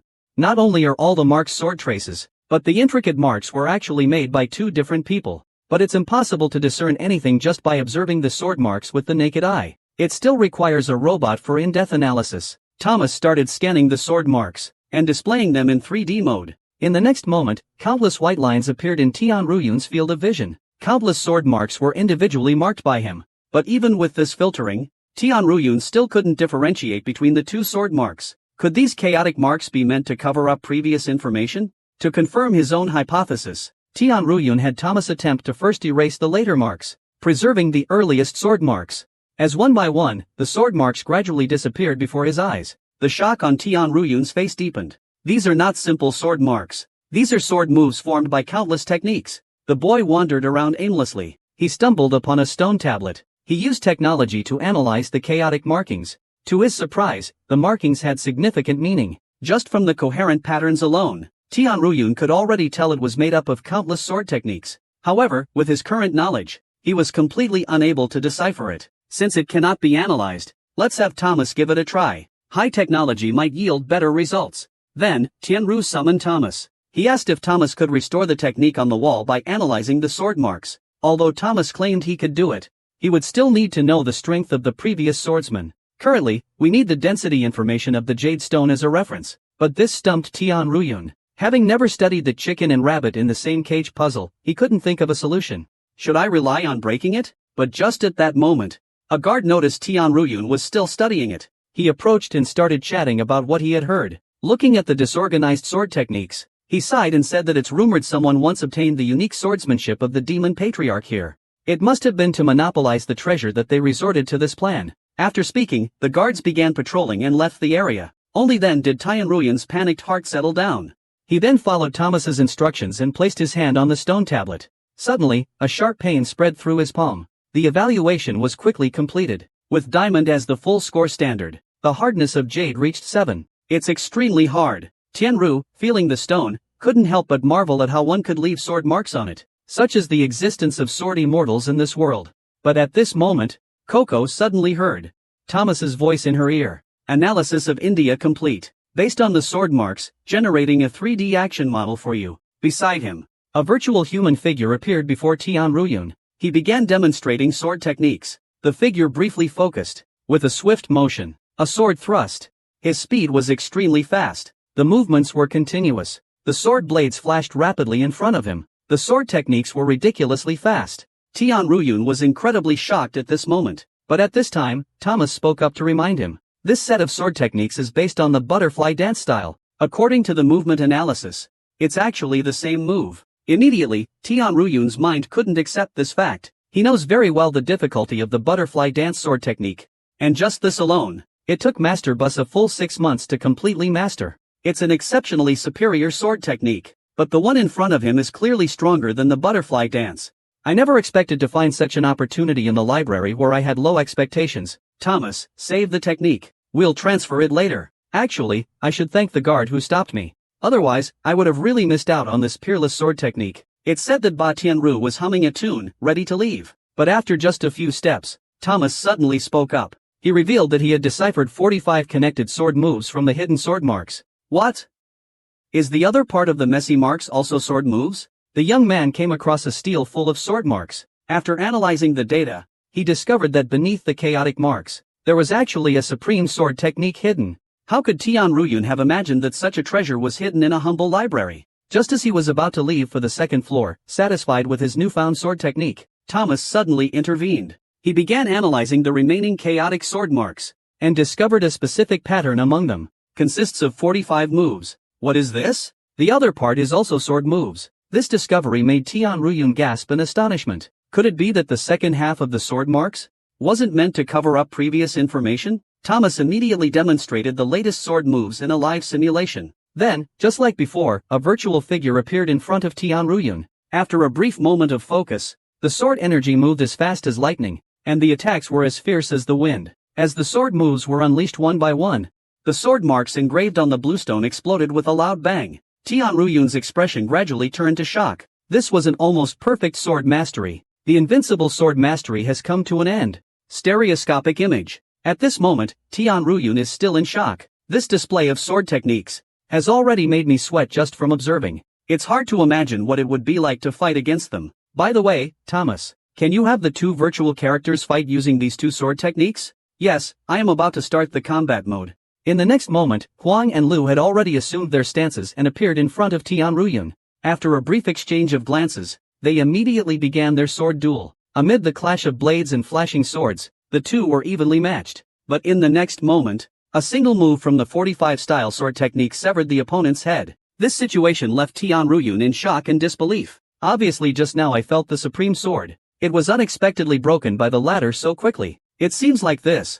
The sword marks on the wall are the result of long-term research by our ancestors. Feel the strength of these two swords. Tian Ruyun took the initiative to ask the guard where he could find stones like this. Learned from the guard. This stone is found on every layer. Tian Ruyun briskly walked towards the study on the second floor without looking back. This place was much livelier than the first floor. Not only were many disciples from major sects reciting texts here, but even Tian Lucan from the Sword Demon sect, one of the 6 major sects, was among them. However, Tian Ruyun's purpose in coming here wasn't for these trash cultivation techniques. His goal was this peerless sword manual that countless people had overlooked. In the library on the second floor, everyone was reciting the secret manuals. Only this young man silently walked up to the seemingly useless stone tablet. He comprehended the profound mysteries of the unparalleled sword technique engraved on it. Having gained experience from the first level, Tian Ruyun easily maneuvered to the back of the tablet, examining the marks on it. And things were just as he had expected. On the back of the jade, it is already covered with chaotic swords. This layer's sword techniques have undergone more research compared to the first floor, still based on the upgraded 24 styles, and using the 56 styles to counteract the sword moves. It is clear that this time it is a more refined technique than the 55 styles, although Tian Ruyun wants to immediately verify its strength. The second floor is crowded and there are many eyes. He still decided to save the sword techniques first. He would study them after returning. Unknowingly, he had already obtained 4 peerless sword techniques. Truly, quite a harvest. With the remaining time, Tian Ruyun decided to scan a few more books. He then began quantum reading on the second floor. The sound of flipping pages kept coming. The people around him were unable to focus due to his noise. The trainee's mentality gradually broke down amid the clamor. During the remaining half hour, Tian Ruyun was completely unaware that the young man beside him had set his sights on him. Having already scanned hundreds of techniques, he still remembered his master's teachings, though the butterfly dance sword technique ranks in the top 10. You should also remember not to be too arrogant. No matter how talented you are, without repeated practice and real combat, the techniques you've learned will be useless. These words resonated deeply with Tian Ruyun, so Tian Ruyun decided to use Thomas's virtual character to improve his skills. As Tian Ruyun left the library, the instructor circled his name. Before he left, the instructor spoke up, reminding him that someone asked when he'd be released. This immediately piqued Tian Ruyun's interest, but the instructor showed reluctance to say more, so Tian Ruyun lost his curiosity. Compared to the mysterious person, the second stage training room was far more enticing. However, just as he was quickly heading towards the training room, a figure suddenly appeared, blocking his way. It was none other than the assassin, student number 80, from that day. He came this time to exact revenge on Tian Ruyun, because Tian Ruyun had crippled his teammate's legs. Seeing the murderous number 80, Tian Ruyun was confused. Same dirty trick. How can you be so careless? If it weren't for you becoming an assassin, you'd have been blown up too. But the man in front of them doesn't waste any words. He just takes a stance and prepares to attack. Sensing the pressure, Tian Ruyun immediately assumes a battle stance. But just as the two are on the brink of conflict, a voice stopped them. Hey, looks like you're ignoring me. The young man rushed to the training room, but encountered a strong opponent on the way. The opponent didn't bother with words. He took a stance, ready to strike. Just as their fight was about to break out, another young man suddenly appeared between them.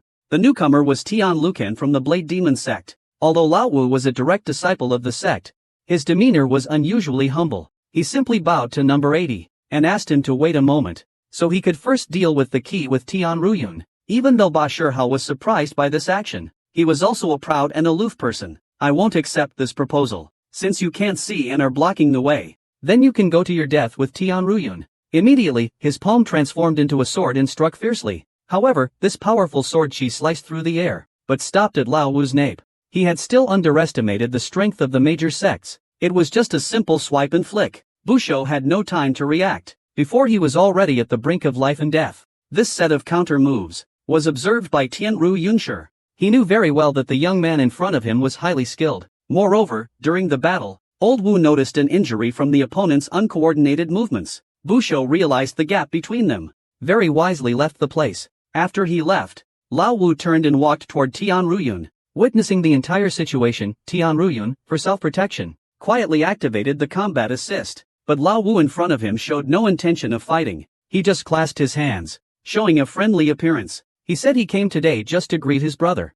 Upon hearing the word brother, Tian Ruyun found it utterly ridiculous. Having faced oppression from the 6 major sects since childhood, how could there be any talk of brotherhood? Seeing that Tian Ruyun wasn't buying it at all, the fifth brother had no choice but to change his approach. He said martial artists' affairs are different from the grudges of the 6 major sects. And your amputated arm from earlier, I think you're incredibly brave. Now I'm your #1 fan. But this nonsense seems especially hypocritical in front of someone who's seen so many lies. He snapped, stop the nonsense. Just tell me your true intentions. Seeing Tian Ryu be so direct, fifth brother felt there was no need to hide it anymore. I want you to join the Blade Demon sect. His face immediately turned vicious. The oppressive aura left no room for negotiation. Seeing fifth brother call him brother repeatedly, desperately explaining his concern, how could Tian Ruyun not understand? Fifth brother simply wanted him to withdraw from the competition for sect leader. Upon hearing this explanation, fifth brother showed a clueless smile, as if this wasn't what he actually thought. But in the next moment, he instantly transformed into a ruthless and vicious demeanor. He questioned Tian Ruyun, is this request too difficult for you? Before Tian Ruyun could respond, fifth brother starts drawing again, to outline a beautiful vision for the future. But heaven, tired of this unpredictable man, firmly refused fifth brother's request. And fifth brother, having been rejected, also stopped his actions. For a moment, the environment became unusually quiet. Here, only the rustling of leaves in the breeze can be heard. This is clearly the calm before the battle. Finally, the fifth couldn't hold it in anymore. His face darkened. The energy in his body rapidly gathered. After a brief moment of silence, the energy around him surged rapidly, and in Tian Ruyun's eyes, his energy-gathering right hand was highlighted in white. The rapidly rising values from above, Tian Ruyun clearly knew that what followed was obviously going to be a tough battle. As soon as Lao Wu raised his arm, Tian Ruyun had already dodged 2 meters away, following Thomas's hint. Seeing how alert Tian Ruyun was, Lao Wu on the opposite side began to laugh again. Although Thomas hinted that the opponent's energy was weakening, that insincere smile on Lao Wu's face left Tian Ruyun unsure of what to make of it. At this moment, the fifth had his hands on his hips, shaking his head, lamenting how things didn't go as planned. But as he raised his hand, energy quickly gathered again. Even Tian Ruyun didn't expect this kid would be so cunning. Before he could even react, the fifth's right hand was already reaching toward the ground. As the gravel scattered with a clatter, a bright blue flame suddenly appeared in old five's hand. Wherever the energy passed, it left a 10-centimeter wide groove on the ground. This is the manifestation of sword energy, a skill only possessed by top-tier dancers. But this time, he revealed the blade energy, not to kill, but merely to make Tian Ruyun realize the gap between them. After speaking, fifth brother left with his hands behind his back. The displayed sword aura had indeed shattered Tian Ruyun's perception. He originally thought that defeating third brother would put him on equal footing with the little sect master, but he didn't expect such a terrifying presence among the little sect masters group. He then made up his mind.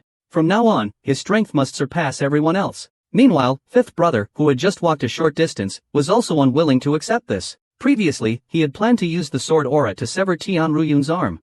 I didn't expect Tian Ruyun to react so quickly. Before I could even form the blade aura, he had already dodged out of range. Let's see if you'll be this lucky next time. At this moment, Tian Ruyun had already arrived at the training room. He found an empty room to familiarize himself with the environment. It was a 2-meter wide and long room, lit by a single candle. The surrounding walls are thick. It's a good place for practice. Then Tian Ruyun found an open space and sat down. He activated the virtual character display. This time, he wanted to experience what was special about the sense of the second layer of the stone tablet. As usual, the virtual character slowly appeared. After a brief moment of focus, the opponent's moves suddenly became much stronger after just a few attacks. Tian Ruyun immediately sensed the difference. Not only was there a significant increase in speed, but the patterns of the sword techniques also became difficult to grasp. Tian Ruyun then activated the sparring mode, having the previous sword techniques face off against the 56 sword techniques one by one. The best result was dying to the swordmaster by just one move, while the worst result was being instantly killed by the 56 sword techniques. Tian Ruyun found it hard to imagine what level of sword technique this was. At this moment, he suddenly had a bold idea. Having seen the power of the supreme sword technique, Tian Ruyun's heart gave rise to a bold idea. That was to use his butterfly dance, 24 generations, to counter this unparalleled sword technique of 56 generations. He wanted to find out the level of the butterfly dance by doing so. But the next second, 2 figures appeared in Tian Ruyun's mind, a blade and a sword. Clearly, it's the butterfly dance blade and the peerless sword duel. The two briefly focus, then take a step forward. Their movements are surprisingly synchronized. Blades and swords meet. Sparks fly from the clash. Because Tian Ruyun has exerted all her strength, he had no idea that his body was undergoing massive changes. During this period, Not only were the nerves in his brain rapidly activated, but his dantian was also continuously growing. After an hour, Tianru woke up abruptly from the starry sky. The sense of realism brought by the illusion made him break out in a cold sweat. After calming down a bit, Tianruyun quickly felt a difference in her body. She simply circulated her internal energy. Tianruyun was astonished to find that not only had her internal energy unexpectedly increased by 10 years, but her mastery of the butterfly dance blade technique had also made a breakthrough. She then practiced the sword moves in the air. Not only did the sound of the blade cutting through the air become sharper, but a faint blue light also began to emanate from her hands. Could it be that the sword energy has taken shape? Although the sword blade hasn't formed yet, Tianruyun is confident that with the help of a magic dragon group, the sword energy will take shape. After experiencing the epiphany of the stars, Tianruyun's training time is running out. But the intensity of this sword technique is too high. The body's transformation takes a full 5 hours, so the training has to be abandoned. Tianruyun planned to first transmit the sword technique to his mind, and then return to the dormitory to rest. He would set out early the next morning. Just as he entered the dormitory, Tianruyun noticed that many of the students had not yet returned. He was puzzled when Su Feng approached, holding some documents. It turned out that everyone was in the library, finishing the recitation of the techniques. They all went to the training room to practice writing and exercises. Seeing Su Feng's hard work, Tianruyun was filled with hope for him.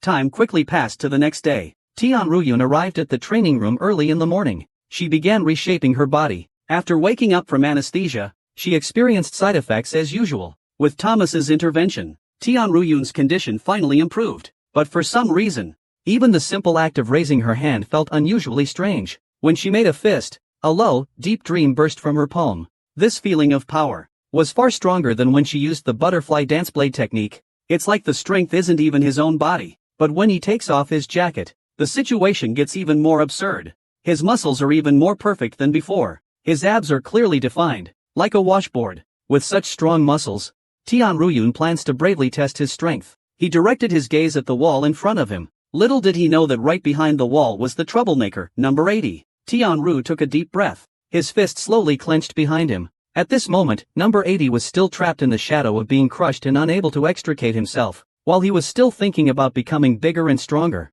the wall next to him suddenly cracked open. In the next moment, the wall exploded. Countless pieces of rubble poured out.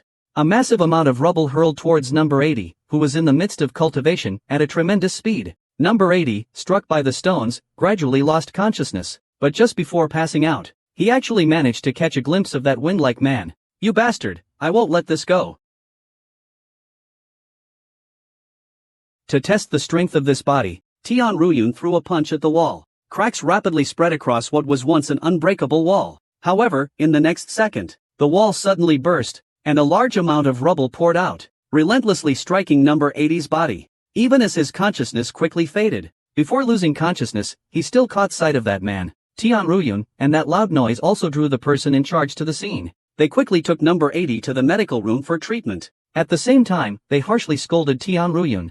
Luckily, number 80 survived. Otherwise, you would have been fired. Although Tianruyun humbly accepted the criticism, from now on, he could only train in the basement. Watching Tianruyun's back as he walked toward the basement, the instructor couldn't help but admire the kid a little. When he could punch through the Duan family, this young man's internal strength should not be underestimated. And Tianruyun was also quite innocent. He didn't expect to be shot through with just one punch.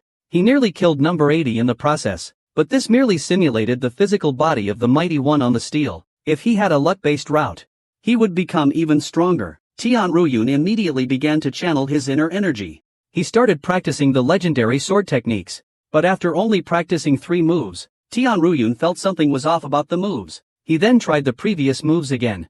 This time he was certain that this was not the feeling of the legendary sword techniques. Unwilling to give up, Tianruyun repeatedly practiced the Demon Slayer sword from the steel on the first floor. After numerous repetitions, the learning of the techniques has finally made progress. But strangely, the supreme sword techniques he demonstrated never had the oppressive feeling shown in the demonstration. To figure out the reason, Tianru summoned a virtual character to compare it with his own performance. Although the moves were exactly the same, the transitions between them were severely blocked. It was obvious that a core element of the sword technique was missing. After some thought, Tianruyun unexpectedly discovered that when Master taught the butterfly dance sword technique, he also included the internal energy flow. However, how could this supreme sword technique not have one? Tianruyun was very confused. The elder left behind a complete sword technique, but didn't leave the internal energy flow. What's the meaning of this? Depressed, Tian sat on the ground, fuming. He wondered if he might have missed some details. He remembered there was a poem on the front of the stone tablet. He immediately asked Thomas to display the image of the tablet. He strongly suspected that the predecessors had hidden the pattern of luck within the poem. The wind rises, the clouds fly high. Power extends across the land, and yet I do not return. Could this be an acrostic poem? Carefully scanning the characters above, Thomas unexpectedly discovered that beneath each character, there were varying numbers of small holes. Could this be the pathway of acupuncture points? Who would have thought that an ordinary stone tablet contained such profound mysteries? The strange row of small holes beneath the poem sparked Tian Ruyun's curiosity. If this follows the flow of energy, then these 4 points are most likely information about acupuncture points. Tian Ruyun quickly looked up the compendium of acupuncture points she had memorized earlier. However, point 4 is not the Qihai point located in the Dantian area. This situation is very strange. Not channeling energy from Qihai. Could it be the wrong method? But in his confusion, he quickly made a new discovery. He found that the brush strokes of the large character plus the small dot correspond exactly to the 7th Qihai point. Then, below are the 9th and 14th points. Next, number 23. Watched as the acupoints gradually spread throughout the body. Tian Ruyun couldn't help but smile. At this moment, Tian Ruyun finally figured out the essential energy flow route for this technique. He shouted, "Damn, I'm a genius." After dinner, a full Tian Ruyun was about to return to training. And at that moment, a voice from behind stopped him. The person quickly stepped forward. With cupped hands, he introduced himself as Lian Bo. He hoped that Tian Ruyun could spare some time for a brief spar. However, Tian Ruyun didn't want to waste time before the exam. He declined decisively and turned to leave. But Lian Bo kept pursuing relentlessly and offered an enticing condition. He made the information about the 3rd stage of the exam a condition. He claimed that if he was defeated, he would disclose all the information. Tian Ruyun stopped in her tracks, but did not seem very interested. She simply did not understand why this young man wanted to challenge her. Is it possible that you're absolutely confident? However, Lian Bo expressed that as a top-tier swordsman, he only wanted to challenge that sword technique capable of severing an arm. Since you've said it this way, don't regret it. As soon as the words were out, Lian Bo's speed suddenly increased. With a few swift steps, he reached Tian Ruyun's side. He confidently launched a fierce attack against Tian Ruyun's defense, but Tian Ruyun's ghostly movements left him completely at a loss. Just as he became furious and started attacking recklessly, Tian Ruyun seized the opening. With one powerful strike, she sent the young man flying into the air. At the moment the follow-up force hit, the young man's body was already broken. After flying through the air for a few seconds, he fell to the ground like a puppet. Only then did Tian Ruyun realize that he seemed to have messed up again.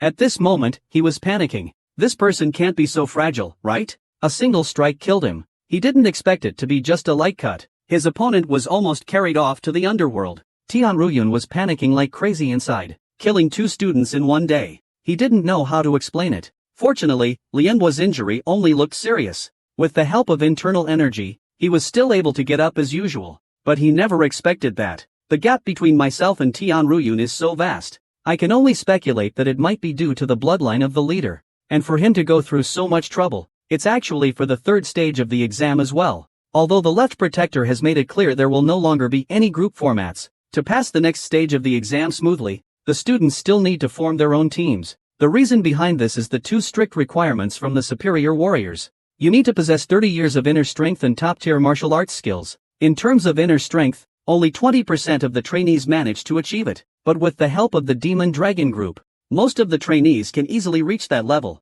However, top-tier martial arts skills are the key. According to past reports, the Demon Sect provides a martial arts manual called Sword Devil Sword Formation for everyone to study. The special aspect of this technique is that it allows swordsmen to challenge those of higher levels. I once heard my father mention this sword formation. The reason it's so powerful is all because of its unique human-based system. The more people there are, the stronger its power becomes. Among them, the 108 components are even more outrageous. A fully formed array can actually leap 2 levels. Even going up against a top-tier master is no problem. From this perspective, the minimum requirement of 12 participants is the core of this test. But compared to the number requirement, the difficulty of mastering a top-tier formation is far greater than mastering sword techniques. Moreover, the captain this time is likely to be chosen among the young leaders. That's why the broadcast earlier suggested a martial arts contest, to pledge allegiance early to a reliable captain. Although what Lian Bo said was quite reasonable, Tian Ruyun still felt there was something strange about it. After all, the other young leaders also qualified through Phase 2. And there were actually many factions Lianbo could have joined with his strength. Under Tian Ruyun's persistent questioning, Lianbo revealed that he had been rejected by the other captains. With a pitiful look, he desperately hoped Tian Ruyun would take him in. Seeing such a sincere young man, Tian Ruyun gave a slight smile, but Lianbo took it as agreement, and immediately knelt to express gratitude. Unexpectedly, what came next was a straightforward rejection. Then, Tian Ruyun flashed into the woods, running at full speed. And the refusal just now didn't mean he didn't need teammates. The two hesitations faced by the news broadcast were analyzed as lies. Even when asked about the cemetery, the probability of lying was as high as 62. This person is clearly unreliable. Moreover, the fact that he could spout nonsense like another person with a knife is quite something. He keeps claiming to pursue the knife, but only sought support from two sword sects. Avoiding old Five's blade demon sect so deliberately is clearly a bit ridiculous. At the same time, in a corner, after hearing about the broadcast's encounter, Old Five found it both amusing and frustrating. The young man is devoted to pursuing blade techniques, but he sought refuge with two sword schools. Between the lines, even Tian Ruyun couldn't help but question his true identity. After being rejected, Lianbo immediately found Lao Wu. But Lao Wu, after hearing about his ordeal, was both amused and exasperated. I told you, dealing with Tian Ruyun isn't that easy. Now that the plan has failed, you can get lost too. Receiving this verdict, Lianbo was unwilling, and still wanted to keep fighting, but number 5 said that he wasn't targeting anyone specifically. Not just you, Lianbo. All the other useless people here will be fired by me. Lianbo, kneeling on the ground, was utterly hopeless.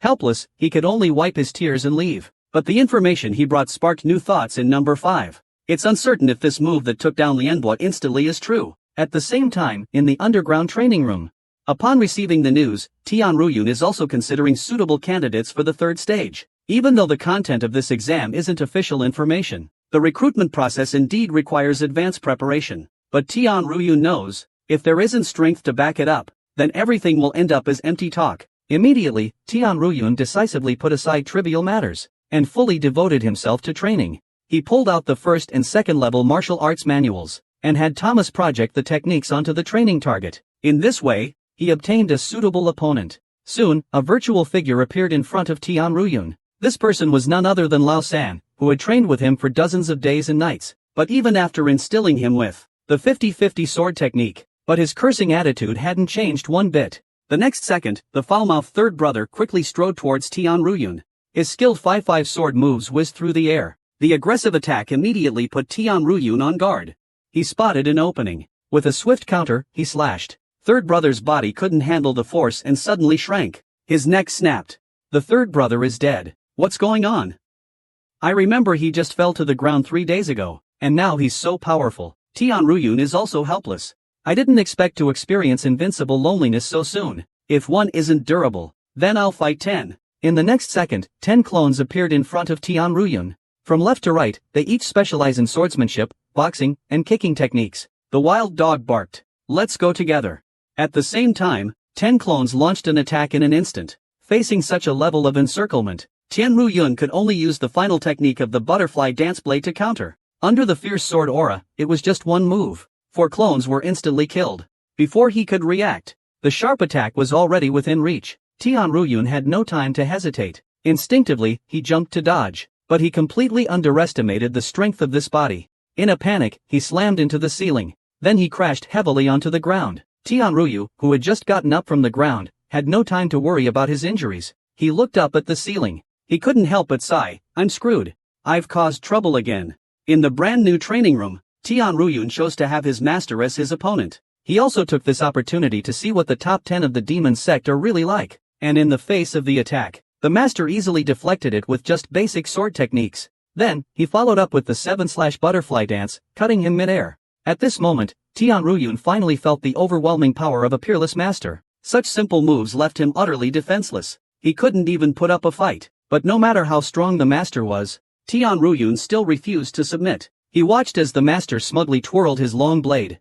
Tian Ru wielded his fingers like a sword, and assumed the stance of the ultimate sword technique. The master also seemed to sense the battle. Charging forward with his broadsword, Tian Ru began to unleash each move of the sword technique from the stone tablet. In an instant, sword and blade clashed. Their strikes were evenly matched. In the midst of multiple exchanges, the multi-layered supreme sword is just like the witch's technique. It's slightly stronger than the butterfly dance technique, but just as Tian Ruyun was about to finish his master with the final move, according to plan, his sword stopped an inch from his master's forehead. At that moment, his body had already been pierced by 2 sword auras. If it had been a real blade, he would have been decapitated by now. The next second, a powerful force followed through. In an instant, he slammed Tianru against the wall. He never expected that at the cost of his own life, he only managed to give his master a few minor scratches. It seems that even with the advantage of the sword techniques, it couldn't make up for the gap in skill level. To grow stronger, he set an ambitious goal: to become someone beyond the master in 4 years. 3 days quickly passed. The Demon Dao Hall also reached the 3rd stage meeting. And the 3rd stage exam project is the 12-person witness we learned about earlier. And operating this witness also requires first-rate internal skills. To help the students complete the condensation, the Demon Dragon Group will also distribute them to everyone today. Tian Ruyun really didn't expect that the information from that kid Lianbo was completely accurate. Next, they should be selecting the captain. However, this time the captain's selection is different. At this moment, all the instructors standing opposite have tags on them. This time, as long as you can take a tag from an instructor, you can become the captain and choose your team members. The words just fell.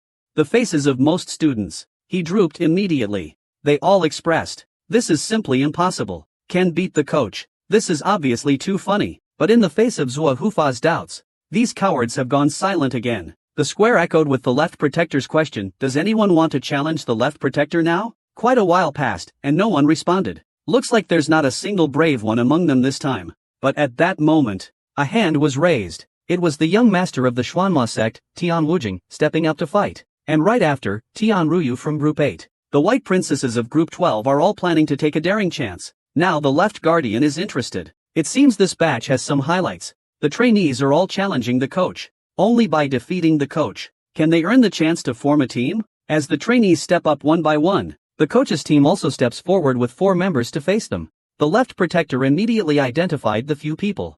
They were tacitly understanding. They appeared together. It was clear they intended to give their team members a lot of leeway. But at this moment, the situation took a turn. The appearance of head instructor Hu Jinchang directly scared off the instructors from Linping in this row. This means, from now on, Tian Ruyun must rely on his own strength to capture name tags. Since the team has decided, the battle is about to begin. But as soon as it starts, the coach beside the head coach jumps in to challenge first. He doesn't care at all about the head coach's intent to protect number 1, who is seen as the future leader, at all costs, and the coach who got ahead of him. Arranged for the trainees he used to be responsible for. This kind of open and covert competition is what Left Guardian likes the most. So it's decided. The match begins. The 2 in the first group took the stage and briefly exchanged greetings. 1 second later, Tian Woyen charged forward with a set of soft whirling cloud poems. And the coach looked quite impressive. 7 Demon Swords 5 stepped forward to fight. But in the moment of contact, the spiral cloud palm was unexpectedly swatted away by 7 Demon Swords with a single strike. The sword deflected it. The blasted Tian Wuyan remained calm. He simply steadied himself. His energy gathered in his hand once again. Several palm strikes followed immediately. The instructor was quite satisfied with his responsibility. Without saying a word, he executed the entire sword technique against Tian Wuyan with a series of palm strikes. Under this onslaught, he retreated step by step. At this moment, Tian Ruyun felt that this move was too familiar. He realized that the 7 demon sword and the sword moves from the first floor stone tablet were exactly the same. As for the difference, the 7 devil sword has only 12 forms, but the destruction sword has 24 forms.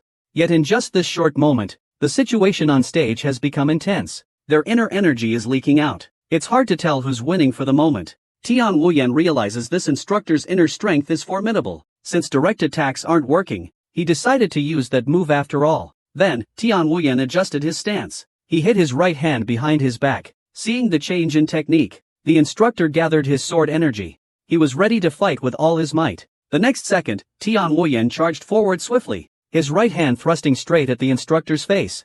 The instructor decided to defend with his left hand, waiting for the right moment to strike. But at this moment, Tian Wuyan withdrew his right hand and launched a fierce attack with his left hand. Although the instructor realized the danger, it was already hard to adjust. Helplessly, he had no choice but to take the blow head-on. But just as the drill instructor found the right moment to counterattack with his right hand, the disgusting move reappeared. As if Tianwu Guard had anticipated it, he dodged to the left. He gathered sword energy in his right hand. Then he thrust out with a strike. This move could switch between left and right. Fighting the instructor is quite torturous. Although the moves are the same, the result is as unpredictable as flipping a coin. Hard to figure out. This is the subtlety of left sword, right palm, right sword, left palm. It's the signature technique of the sunny and bright young men. Rumor has it the leader of the Dark Demon sect has mastered a profound technique that allows him to use two ultimate skills at once, attacking from both sides. It's truly impossible to defend against.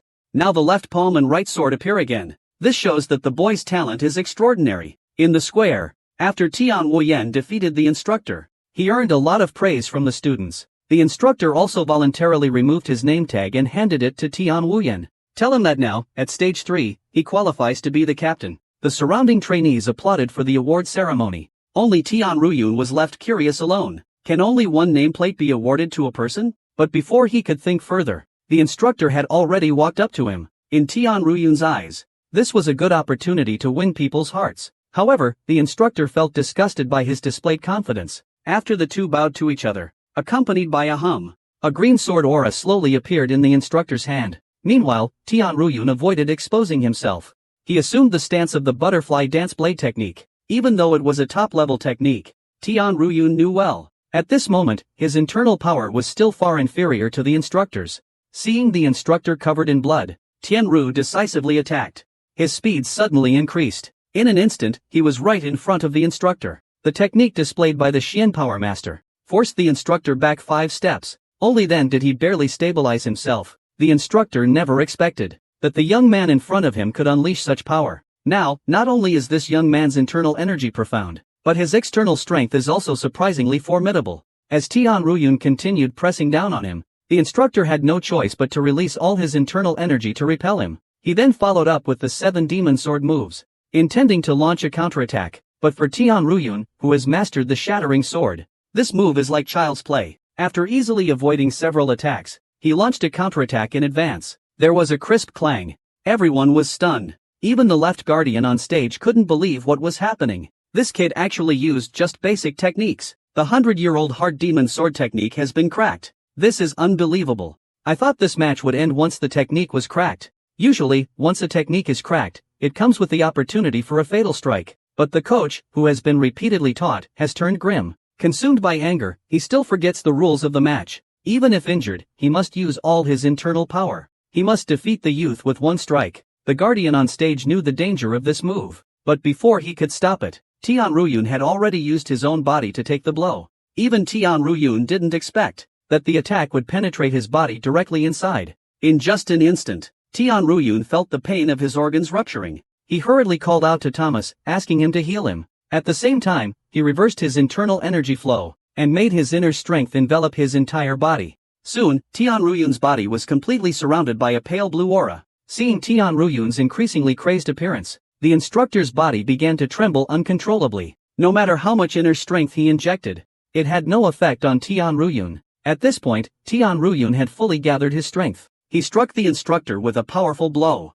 But even though he activated his bodyguarding aura, he couldn't withstand the destructive force of Tian Ruyun's angry strike. His ribs instantly broke. A painful scream echoed through the square. The students were stunned by Tian Ruyun's power. They watched in silence as the instructor collapsed to the ground. Who would have thought an instructor would nearly be killed by a student? While the medical team was performing emergency treatment, the guardians on stage gained a new understanding of the young man. And after Tian Ruyun obtained the name tag, many of the coaches were filled with anger. Seeing this, the head coach could only sigh at their narrow-mindedness.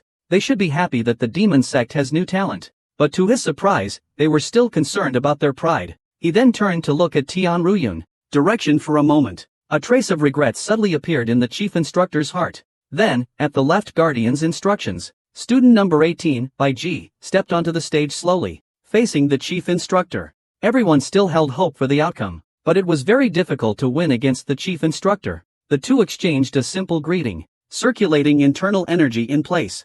Just for a moment, it was as if a golden light surrounded the master. The immense pressure made by G feel intense. He had no time to think. He charged forward and launched a kick into the air at the master. But in the face of the master's movement, no matter how Bai Ji attacks, the master can effortlessly dodge in various poses. However, as the master dodges, Bai Ji's offensive reaches the air. Seizing the opportunity, he fiercely kicks toward the master's head. Just when everyone thinks this move will heavily wound the master, a sudden burst of blood sprays from Baiji's foot. A sword aura had pierced through his soul. Without further ado, he was awkwardly sent to the ground not far away by a surge of inner strength. He learned the level of an elite dancer at the cost of one of his feet. Seeing this situation, the headmaster couldn't help but question, since your foot is injured, you must have no means left, right? In the face of the headmaster's doubts, Baiji still gritted her teeth and stood up to continue the fight. This time, he decided to end the battle with just one move. After a brief focus, Baiji, despite the intense pain, attacked again.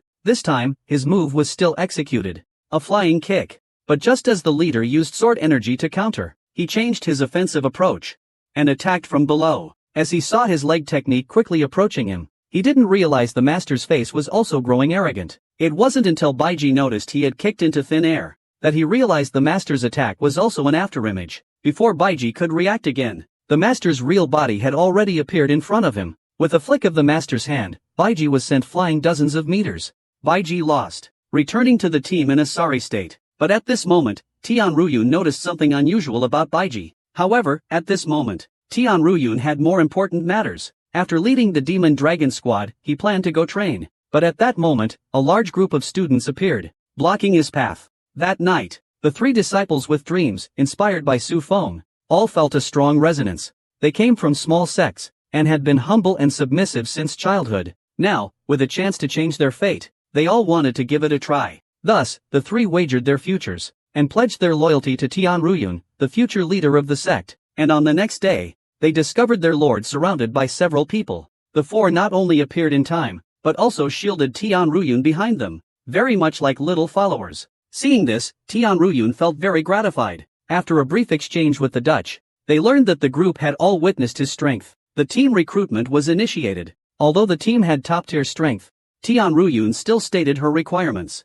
Because she would be involved in the competition for the sect leader position, she needed team members who could fight with all their might. Once these requirements were announced, half of the candidates withdrew. Dealing with the 6 major sects was no small matter. If it's big, it involves the survival of the sect. If it's small, it concerns life and death. But even if they face great risks, 3 people still stayed behind. They were drawn by Tian Ruyun's charisma. They believed Tian Ruyun had the potential to become the leader. But then, a young man in the front row knelt on one knee. He shouted, "Since my lord can lead everyone to dominate the martial world, then I fervently wished to become the first sword of the Tian Gongzi." As soon as these words were spoken, the 2 people behind knelt down, showing their loyalty. After joining the team, Tian Ruyun simply held a small meeting, and assigned tasks and assembly times. They began to act separately. But the meticulous Gao Wangqi was worried about Tian Ruyun's safety. He feared that the lord might be targeted because of the valuable item they carried. Tian Ruyun also shared this concern. After all, the 7-day competition period is indeed meant for the trainees to vie for. To ensure the lord's safety at all times, Gao Wangqi decided to train next door to Tian Ruyun. However, Tian Ruyun, due to his excessive destruction, was quickly transferred to the top-level training room. This privilege instantly made Gao Wangqi admire him. In order to become neighbors with his lord, he vowed to work even harder. After absorbing the Demon Dragon Squad, Tian Ruyun's sword aura became clearly visible again. It shows that, with Thomas's help, Tian Ruyun's internal energy had already surpassed 60 years of cultivation, and after completing his internal power boost, he finally had time to analyze Baiji's injuries. He was particularly familiar with these symptoms, because his mother had been poisoned with the same symptoms back then: a deathly pale face, and ruptured blood vessels around the eyes, plus the red marks on his neck. This murderer, he must die. Meanwhile, in the square, amidst the flashing blades, the young man's superb swordsmanship methodically fended off the 7 demon sword strikes. Although he couldn't completely break through, but even as an opponent, the coach was still left helpless by him. Seeing the young man was about to continue attacking, the coach intervened in time. That's because the coach, using the 7 devil sword techniques, was no match for him. His strength had already reached the peak level, and the purpose of his challenge now was exactly as Tian Ruyun had guessed: to harvest these prestigious names in secret. The 3rd phase of the exam has just begun, but the undercurrents of the competition for the leader position have already started. In just the time of one meal, Baiji was interrupted twice by the 2nd and 5th members while eating. At that moment, Tian Ruyun appeared to tell him the news of his poisoning, but he misunderstood it as a threat to form a team. Despite listening to Tian Ruyun's analysis, Baiji found it hard to accept the fact that he was poisoned, because he was always particularly cautious of the poison demon sect. At just the right moment, Dr. Bai came to the cafeteria for a meal. At Tian Ruyun's request, Dr. Bai used a mosquito coil to induce symptoms for Bai Ji. Things turned out exactly as Tian Ruyun had said. There were signs of poisoning, and this toxin was extremely subtle. It didn't affect blood vessels but caused changes in Zhou Shang. So, it's undetectable during pregnancy. This kind of trace toxin, it aims to hurt you when you're unaware. Most likely, you'd inhale it while sleeping. Upon hearing this, Bai Ji immediately recalled Tian Songjian's ugly face. But fortunately, it was delivered in time. If the symptoms of this trace poison had worsened, even a miracle doctor would be helpless. At this moment, Bai Daifu suddenly looked at Tian Ruyun, curiously asking how she knew so much about this poison. Tian Ruyun then shared the story of her mother's death from poisoning. Upon hearing Tian Ruyun's tragic experience, Bai Ji hurried forward to thank her for saving her life. However, Tian Ruyun said it was just a small favor, not worth mentioning. But the source of this toxin, I will never let her go. Suddenly, a powerful killing intent erupted from Tian Ruyu. Her fierce appearance left Bai Ji momentarily speechless. At this moment, Bai Daifu tried to ease the tension. He asked Bai Ji to stay. This was also to prevent her from being poisoned again during recovery. Seeing Bai Ji hesitate, Bai Zongming's face immediately showed that he seemed to want to die. In an instant, sweat poured down Bai Ji's face. The weak and helpless one could only follow instructions and stay obediently. Meanwhile, Tian Ruyun took the opportunity of his increased inner strength to go find Tian Song and settle accounts. Just as he was about to push the door and head out to find him, Old Three's voice reached his ears through a transmission. He told Tian Ruyun that the kid was in Building 5, in the nearby woods. The sky then flashed as Tian quickly moved towards the forest. At this moment, in the mountains and forests, fourth brother Tian, following the news, arrived near Building 5 to pick mushrooms. He was channeling the Breaking Demon Sutra, about to reach the 5th stage. His expression could not help but become more audacious. He muttered to himself that once he reached the 5th stage of the technique, even without the micro-reading, he could still make you die understandingly. Just as he was feeling smug, a voice suddenly sounded behind him. What could be so good that it's making you grin like an idiot?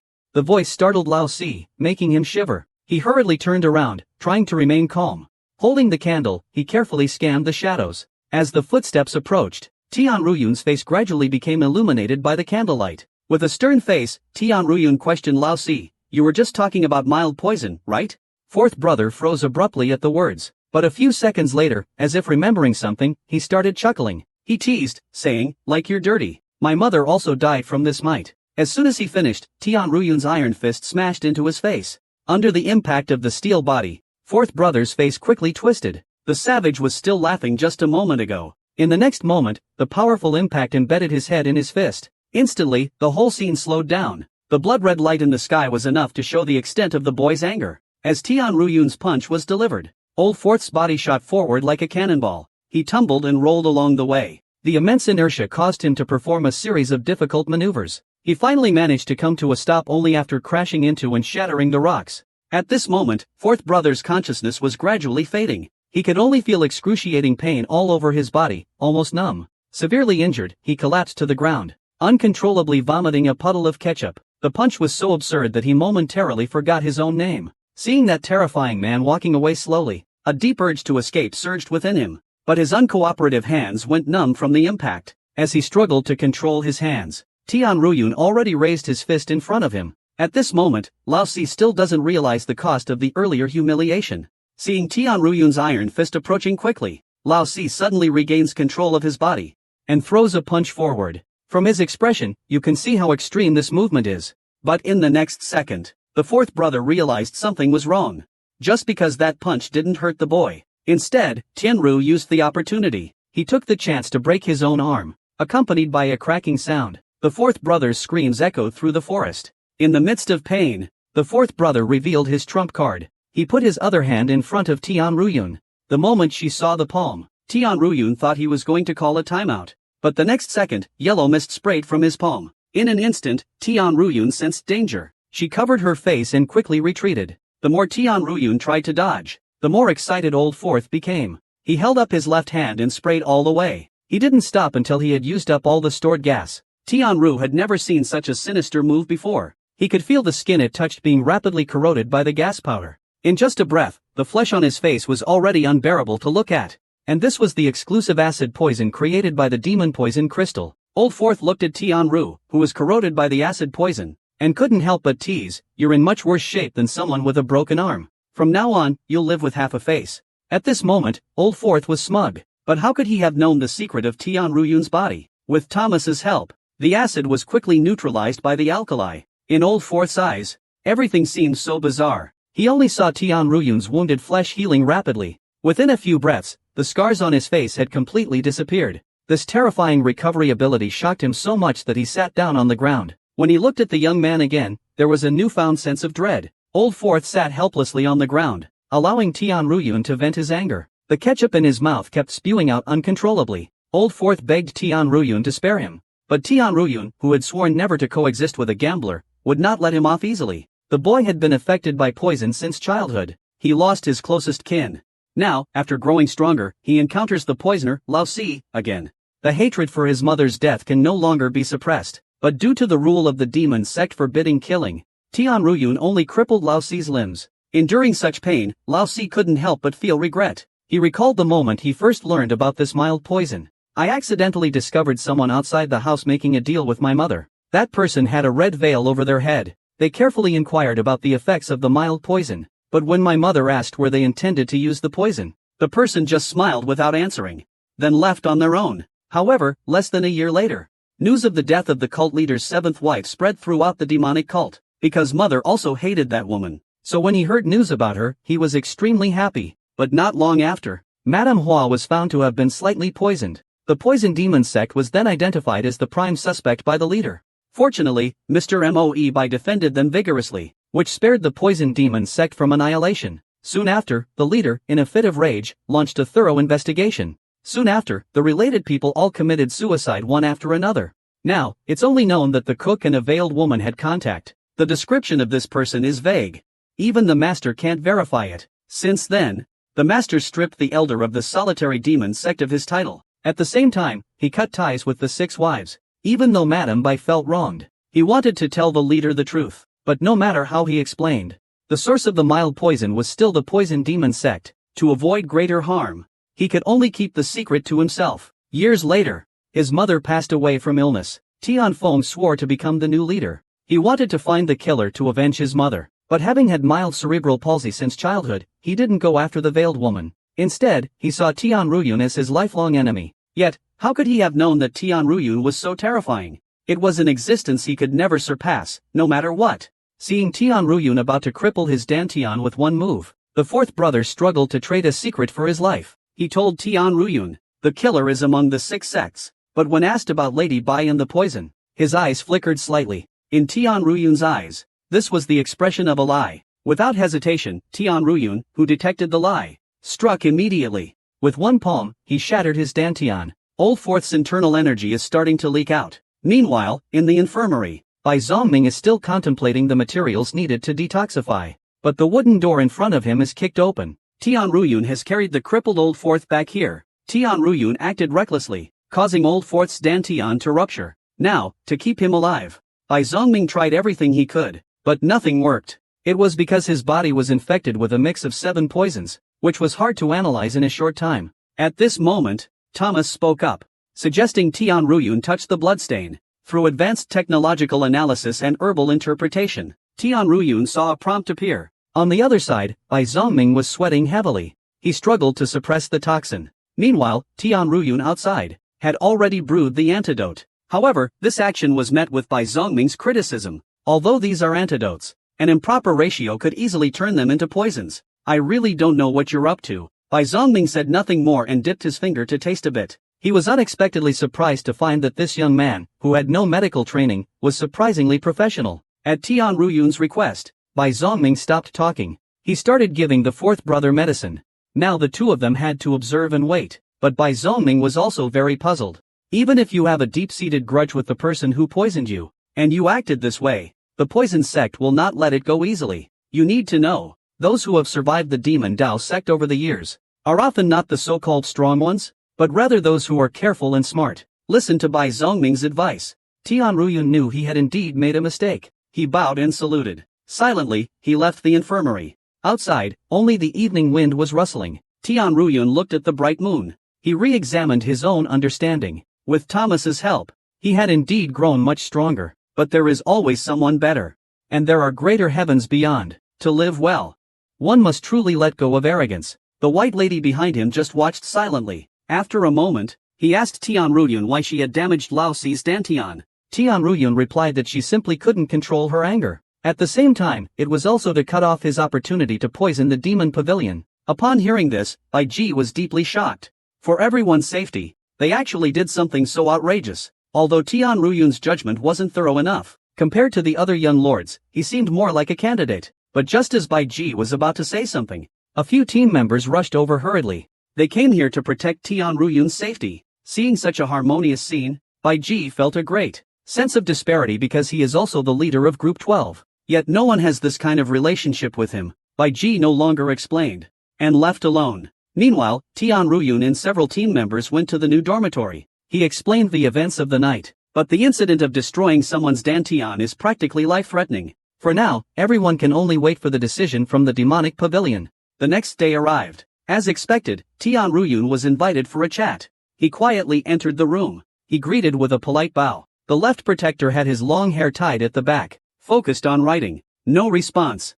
As the environment grew quiet, Tian Ruyun sensed something was wrong. The previous day, the young man had been seriously injured, and the next day he was called in for tea. The eerie calmness of the office left him anxious. The left protector brought him to the desk after finishing the report, crossing hands, changing expression to serious. In cultivation, the dantian is as crucial as one's life. Although the Demon Path Academy has never had such an issue in 100 years, as the academy head, I still have to impose a punishment for this matter. Eliminate the killing intent, to prevent other students from committing such acts again. And this time, your punishment is to return the team leader's badge and be confined for 5 days. Sigua heard this. Tian Ruyun was particularly shocked. Such a major issue receives such a mild punishment. He curiously asked, shouldn't this disqualify me? However, the left guardian said that only failure to be selected or killing outside of the competition would result in elimination from the Demon Path Hall. You're still alive, aren't you? It's not to that extent. Hearing this, Tian Ruyun breathed a sigh of relief. Little did he know that this was the result of the left guardian's strenuous efforts on his behalf. And after being confined in the cave for 5 days, there was still 1 day left. This was the second gift from the guardian. Then, accompanied by a buzzing sound, a powerful energy suddenly erupted from the center of the office.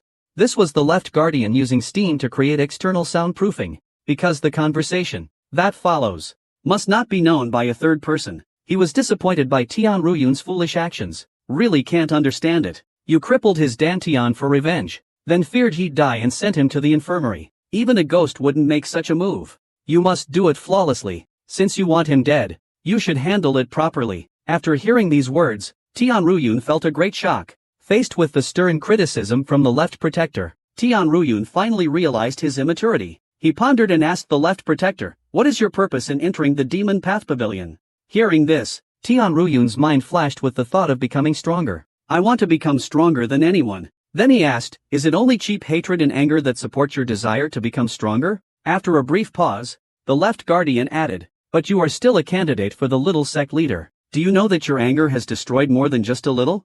It will destroy everything you have. Hualuozhuo rose slowly. He told Tian Ruyun, if you are determined to survive and become the future of the demon sect, then your heart must burn with passion, but your mind must stay cool. Otherwise, you'll never see the flowers bloom. It was trampled and ruined. Each word struck a chord with Tian Ruyun's heart. He etched these pieces of advice from the guardian deeply into his heart.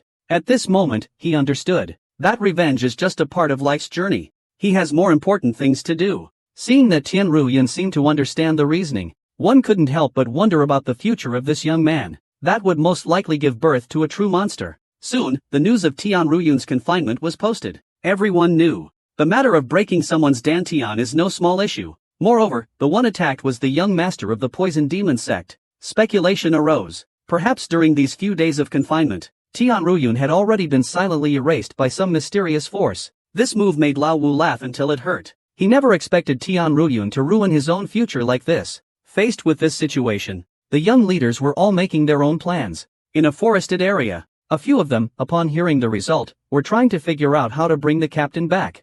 The unexpected arrival of Bai Ji surprised everyone. Clearly, he was also there for Tian Ruyun's matter. Meanwhile, in the demonic poison sect, the severely injured fourth elder was carried into the room. His entire body was fractured, and his inner strength had collapsed. The onlookers in the hall were terrified. They didn't dare hesitate. They immediately reported the matter to the sect leader. Upon hearing the news, the sect leader was furious. Everyone suggested killing Tianruyun. Some even said, whether by assassination or poisoning, they had to vent this anger. But such a foolish idea left the old sect leader speechless. Everyone present knew they lost their elder positions because of poisoning, and yet they're still thinking about poisoning. This is practically seeking the destruction of the poison demon sect. And after the manhwa incident, the leader started distancing himself from the 6 major sects. If any sect causes trouble at the demon pavilion during this time, the leader can use that as an excuse to absorb that sect's power. It's impossible to offend anyone now. The only option left is to follow the demon sect's rules.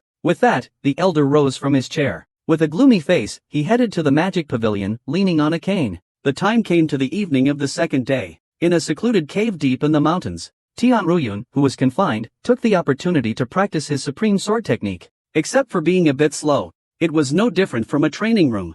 However, just as Tianruyun was quickly replenishing his energy, the rock behind him was suddenly pushed open. Tianruyun looked back and saw a person in black standing at the cave entrance. He could sense the murderous aura around that person. Tianruyun quickly focused, but unexpectedly, the opponent only made a single move, and he was lifted into the air by a surge of energy. He looked down at the mysterious person in shock. He discovered that the person was an old man holding a cane. As the old man's hand slowly clenched, Tianruyun felt his movements stiffen as well. He tried his best to unleash all of his inner strength, but was shocked to find he couldn't shake off this power at all. Seeing the old man exude an intense killing aura, Tianruyun knew clearly that this person was no friend. Not wanting to sit and wait for death, he clenched his fists, trying his best to break free. Then something astonishing happened. As Tianruyun's light shockwave burst forth, his body also began to move slowly. The old man, seeing this, was greatly astonished. Such a strong physique. Realizing the situation was dire, the old man suddenly yanked. Immediately, Tianruyun's body was pulled away by a force. Then it steadily landed in the old man's hands. With this, Tianruyun's fate was also handed over to the old man. This was the battle with the most participants seen in the demon pavilion. Super Dekongming surrounded the forest with a large number of followers. He came with force, determined to bring down Tianruyun. Yet, seeing Tianruyun's fearless confidence, the demons. At this moment, he is vaguely anxious, but he does not yet realize this is all part of the plan. Just as he is confronting Tianruyun, the trainees behind number 800 suddenly begin to turn against him. This makes the two partners in crime feel uneasy. Realizing that everyone's attacks are directed at him, number 800 finally understands. This has been a trap from the beginning. And this is the final way for the middle-parted guy to get a brand name. Everyone here has their own agenda. The middle-parted guy wants a brand name and a chance to advance. The green-haired turtle wants to take the opportunity to deal with Beiji and Lao Wu. And number 800 wants to severely injure Tianruyun. The few of them converse from a distance. They probe each other. Tianruyun, who dislikes nonsense, he had already flashed behind Lianbo. He struck out with a palm.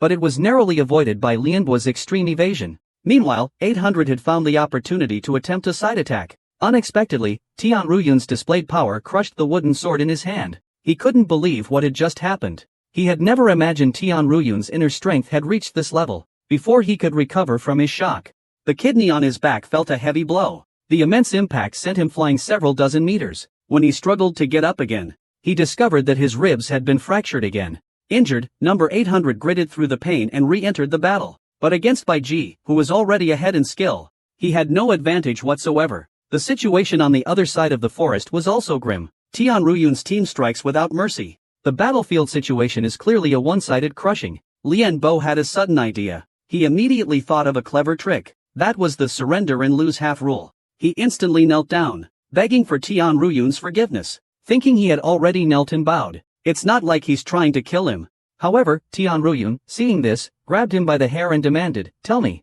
why should I forgive you?" This action left Lianbo a bit bewildered. But just as he was about to criticize Tianruyun for his inhumane behavior, a massive downward pressure suddenly appeared on top of his head. It forcefully pressed his head into the ground. All the people resisting were startled by this loud noise. All I saw when I turned around was Lianbo's miserable state. Without wasting any words, bang bang bang, a few more strikes to the ground. When he lifted his head again, it was already covered in blood. But even then, Lianbo still refused to give in. He stubbornly tried to use Lao Wu to back him up.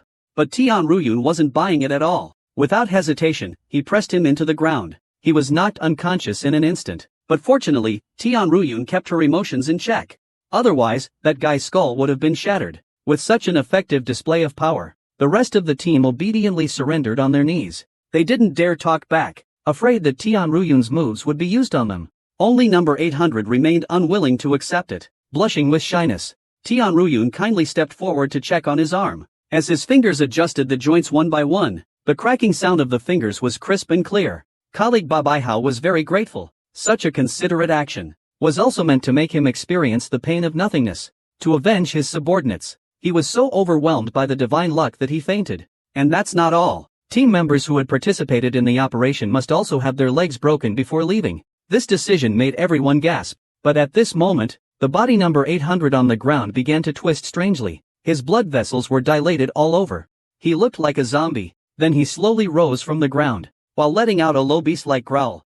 Su Feng was the first to notice something wrong, and shouted loudly, "My lord!" But number 800 had already turned into a zombie, and lunged straight at Tianruyun. At this critical moment, Bai Ji stepped forward. He spun around and kicked straight at the opponent's forehead. But strangely, the immense inner power couldn't shake number 800 in the slightest. Instead, he was forced back dozens of meters by a wave of energy. Even Bai Ji didn't expect it. This man had increased his power so much in such a short time. Then the raging number 800 charged at Bai Ji again. But on the way, Tianruyun grabbed his arm, stopping his advance. But as soon as he turned around, Tianruyun lifted his body into the air. Without hesitation, he threw him down to the ground. There was a loud crash. Number 800 was heavily impacted by the blow, nearly losing consciousness. When he recovered from the dizziness, he saw Tianruyun quickly falling through the air, with a serious look. And with a punch, boom, he was literally knocked into the ground, and facing the mechanical mage. Only such a crude method could be used.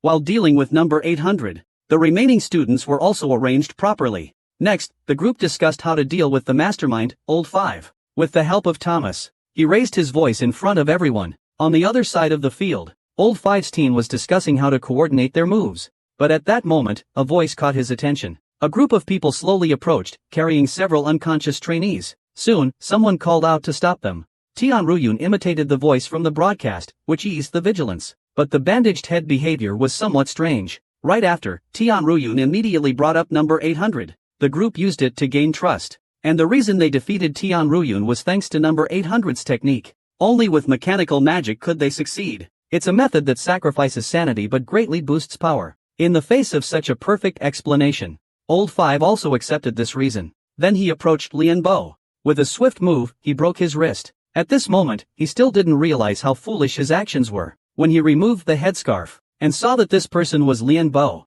Old Five finally realized it was a trick. But just as he turned around, a swift punch came flying.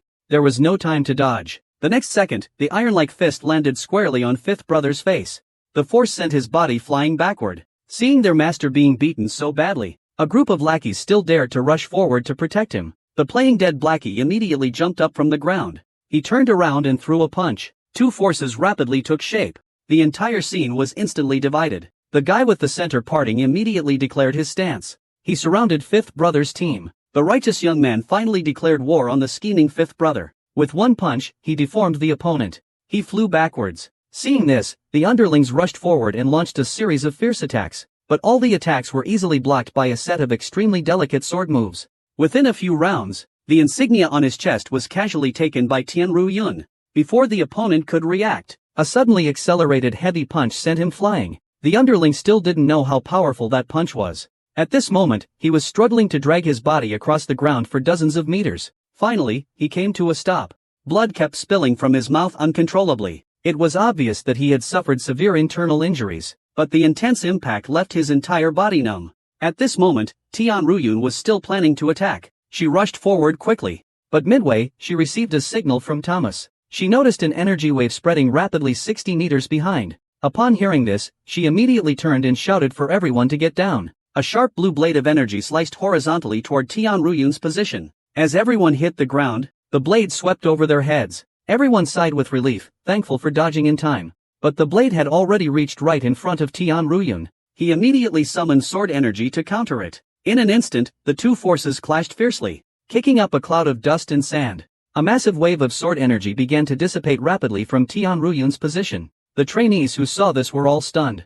Being able to cut through this level of sword energy, indicates that Tian Ruyun is also an extremely top-tier expert. After a brief moment of calm, the smoke slowly began to clear. Old Five also stepped out of the smoke, holding a blue-green sword energy. His gaze was resolute, staring intensely at Tian Ruyun's position, then launching a disdainful taunt at Tian Ruyun, clearly not allowing the other party to be presumptuous here. But Tian Ruyun had the same intention. He vowed not to rest until he had taught the fifth one a lesson today. Just in an instant, the aura around the fifth one suddenly became oppressive. Suddenly, his figure vanished. In the blink of an eye, he appeared in front of Tian Ruyun. He unleashed the Phantom Demon Blade's first slash. This seemingly simple move actually contained immense power. Tian Ruyun, fully aware of his opponent's strength, dared not underestimate him. He poured all his inner strength into his sword aura, then moved forward to meet the attack. Although he could try using the butterfly dance blade technique, in such a life or death situation, he could only use the heavenly demon sword technique, his most reliable skill.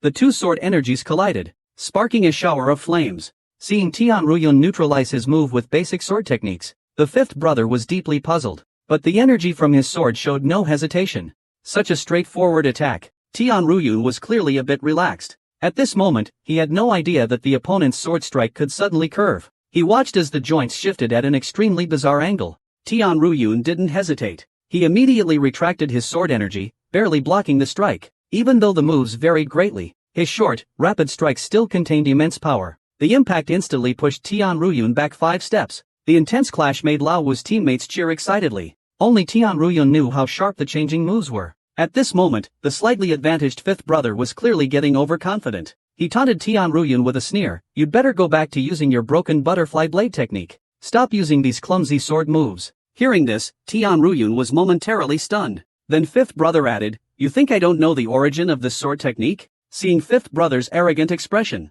Tian Ruyun thought the opponent, like himself, had gained insights from the stone tablet. But Tian Ruyun soon discovered that she looked up to him. It turns out that the heavenly demon sword moves are too similar to the 7 demon sword moves. It seems that old Wu has confused them with the same thing at this moment. Then he confidently stretched out 5 fingers to indicate that he was within 5 moves. "You will have your arm cut off." The peerless sword move was mistaken for a rubbish sword move. As a descendant of my ancestors, the first one is dissatisfied. If my swordplay is so trash, how about a bet? The two quickly reached an agreement. If Tianru wins, he can take all of the opponent's brand name items. And if Lao Wu wins, he gets Bai Ji by his side.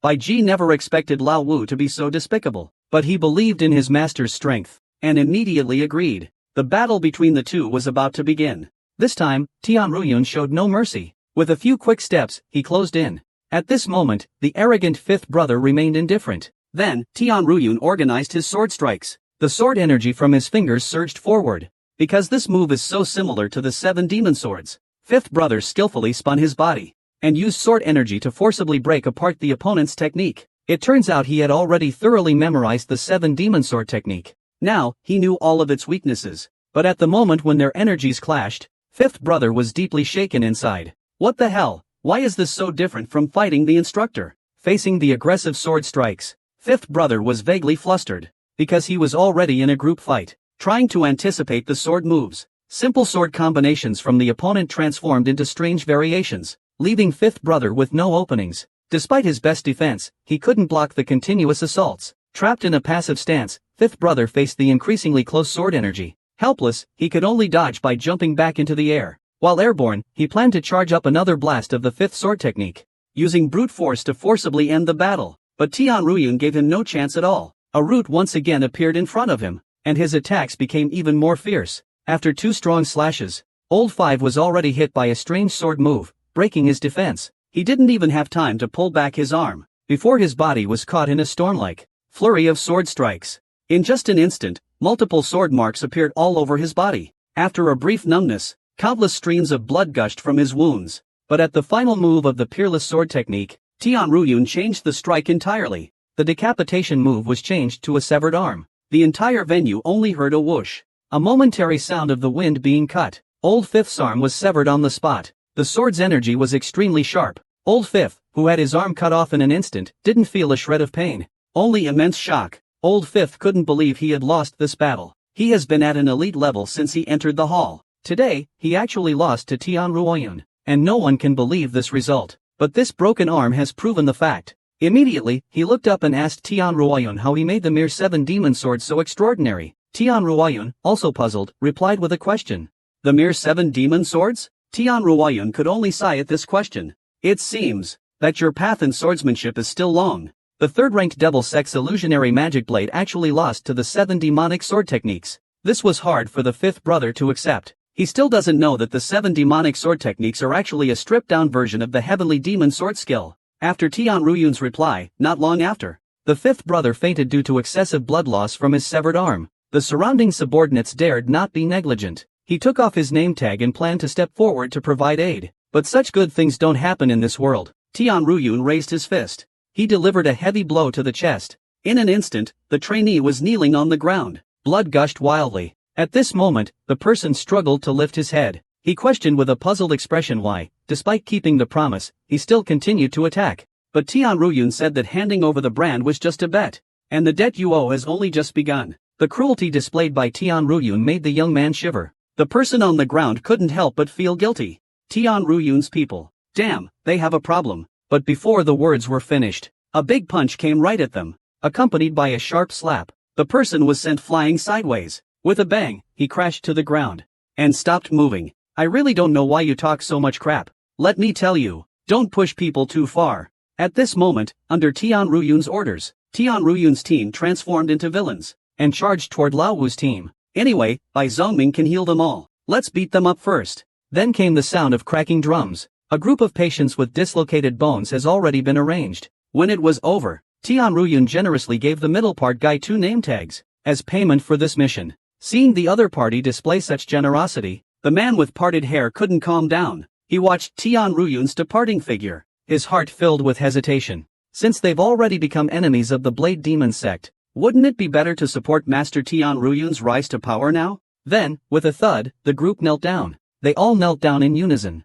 banging their heads against the ground. Tian Ruoyun saw how devout the group was, and took them under his command. From that day forward, the main army's ranks grew even stronger.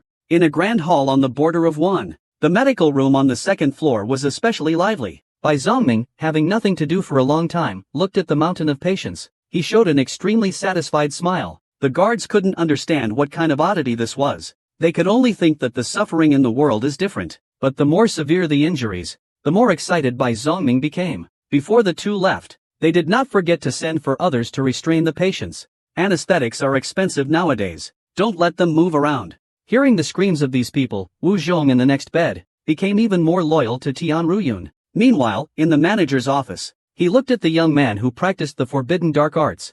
For a moment, he had countless thoughts to investigate who was behind it all. The left guardian uses internal energy to normalize the reversed energy flow. Soon, the young man wakes up from his unconscious state. But when I saw the owner, he realizes something is amiss. He tries to recall, but can only remember the battle with Tian Ruoyun. At this moment, he still doesn't understand that his secret has already been exposed. Until the left protector asked that question, quickly say, why are you practicing the reverse demonic cultivation method? It is well known that reverse demonic cultivation is an evil technique that exchanges intelligence for power. It causes those who gain a huge boost to become unable to distinguish friend from foe. That's why it has been completely banned by the righteous sects. Bai Hao clearly understands the severity of practicing demonic techniques, and keeps quiet about the reverse demonic cultivation method pointed out by the left protector. But the protector had no patience for this kind of scum. He simply used his inner force to lift number 800 into the air. Then, with a slight movement of his fingers, number 800's body began to make a series of cracking sounds. In the blink of an eye, his left hand was twisted into a bizarre angle by the inner force. At the same time, number 800 let out a painful scream from the excruciating agony. But even with such desperate screams inside the room, the hallway just outside the door remained eerily quiet. This comes from the left guardian's years of interrogation experience. He had soundproofed the space in advance. He was reviewing the background information on Bai Hao. Aside from describing his background in the minor sect of Chicken Dance Sword Sect, there was no other information. This clearly did not match the origins of his skills. Hearing the left guardian's analysis of him, Bai Hao trembled in fear.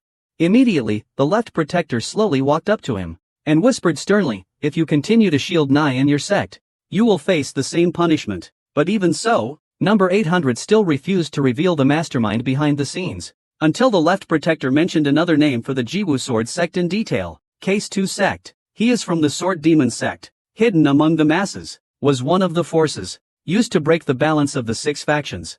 Upon hearing such detailed information, Ba Baihao finally broke down. He decisively bit off his own tongue and reversed the flow of his inner energy. In doing so, even a miracle doctor can't bring him back. It also proves that Left Protector's investigation was indeed accurate. It's just unexpected that someone so young would take such an action. Meanwhile, near the cafeteria, a large number of students rushed to join Tian Ruyun's team. Since the news of defeating the instructor and beating Lao Wu spread, Tian Ruyun's reputation skyrocketed. Under Su Feng's guidance, everyone lined up in a row. One by one, they expressed their wishes to Tian Ruyun as they introduced themselves. By the time they were done, it was evening. After everyone finished introducing themselves, Tian Ruyun clasped his hands in thanks. He reiterated that he wasn't here for the examination. Instead, he was looking for companions to fight alongside him. Together, they would forge a new heavenly demon sect. This consistent demand greatly reassures the old subordinates, putting the righteousness of the heavenly demon cult first. This is a leader with ambition.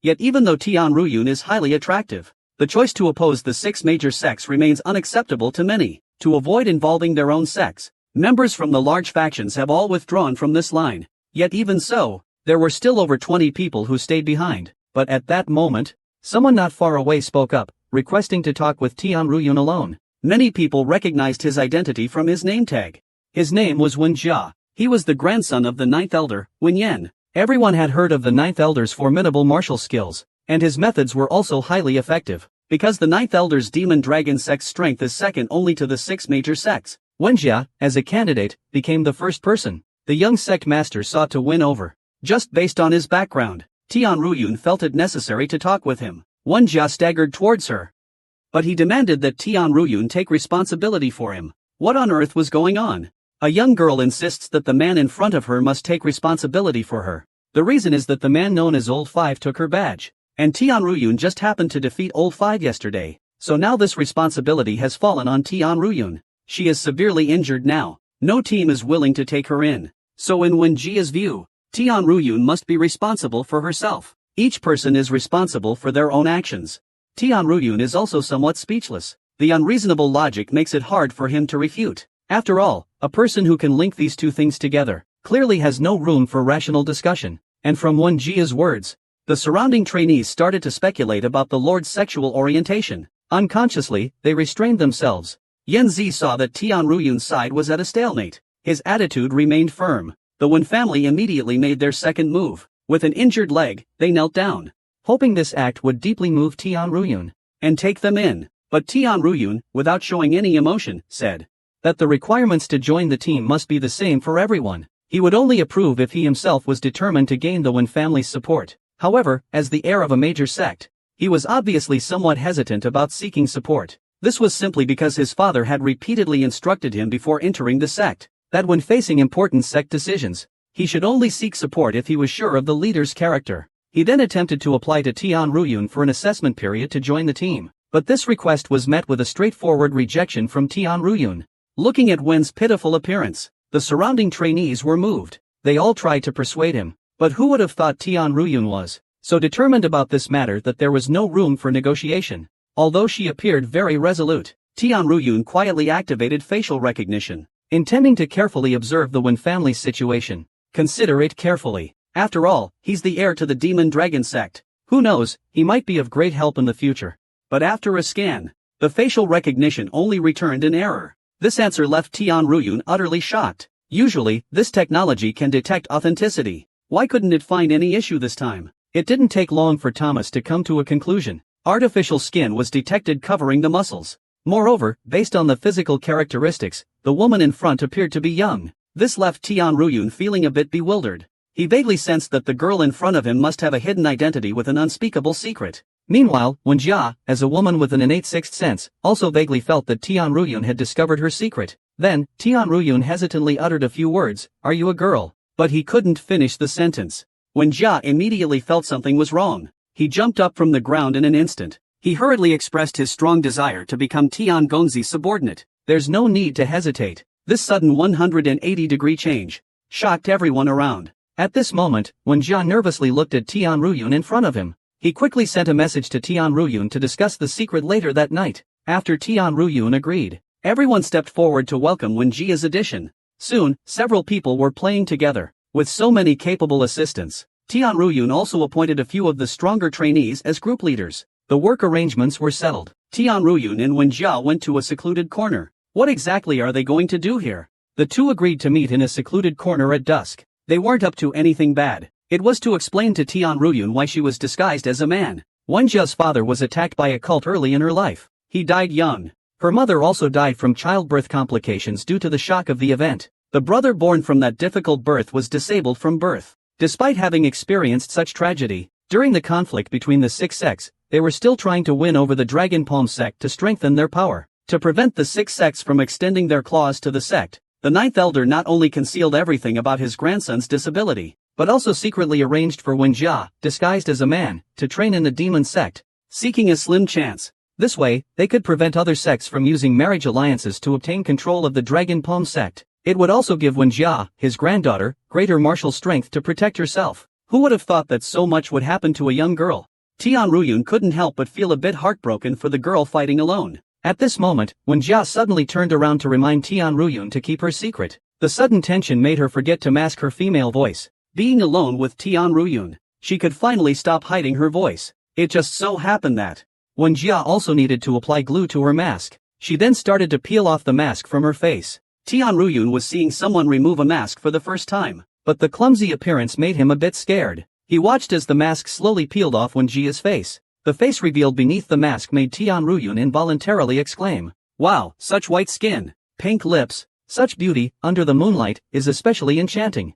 A pair of lively eyes made Tian Ruyun feel that everyone was mesmerized. At this moment, Tian Ruyun still doesn't realize that she has already captured Wenjia's heart. Even her speech is somewhat incoherent. Then, under Wenjia's guidance, she starts to hand over her mask. Watching her deft hands slowly applying glue on it, Wenjia can't help but tease Tian Ruyun, saying, "Women are quite troublesome, aren't they?" With this gentle voice and enchanting appearance, Ni was blushing all over her face. She could hear her heart pounding in her chest. At this moment, she still didn't realize that this was the feeling of falling for someone. After interacting with me, the two of them went back to the dormitory building together. Wenjia curiously asked me about her place, then turned around to go back and move her luggage. Everything seemed perfectly normal, until she saw Wenjia's clumsy steps. Tian Ruyun suddenly recalled that Wenjia was a girl. Can this really work? After a round of training, Tian Ruyun and the others returned to the dormitory, looking exhausted, only to find Wenjia had already swiftly moved her luggage to her bed and greeted them.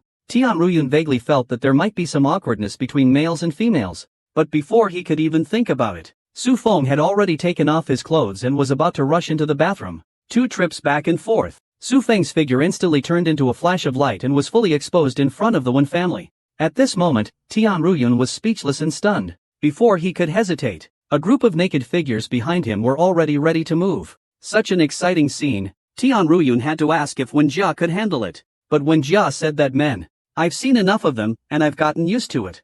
Even though she said this, her body temperature started rising rapidly. Ah, this little girl.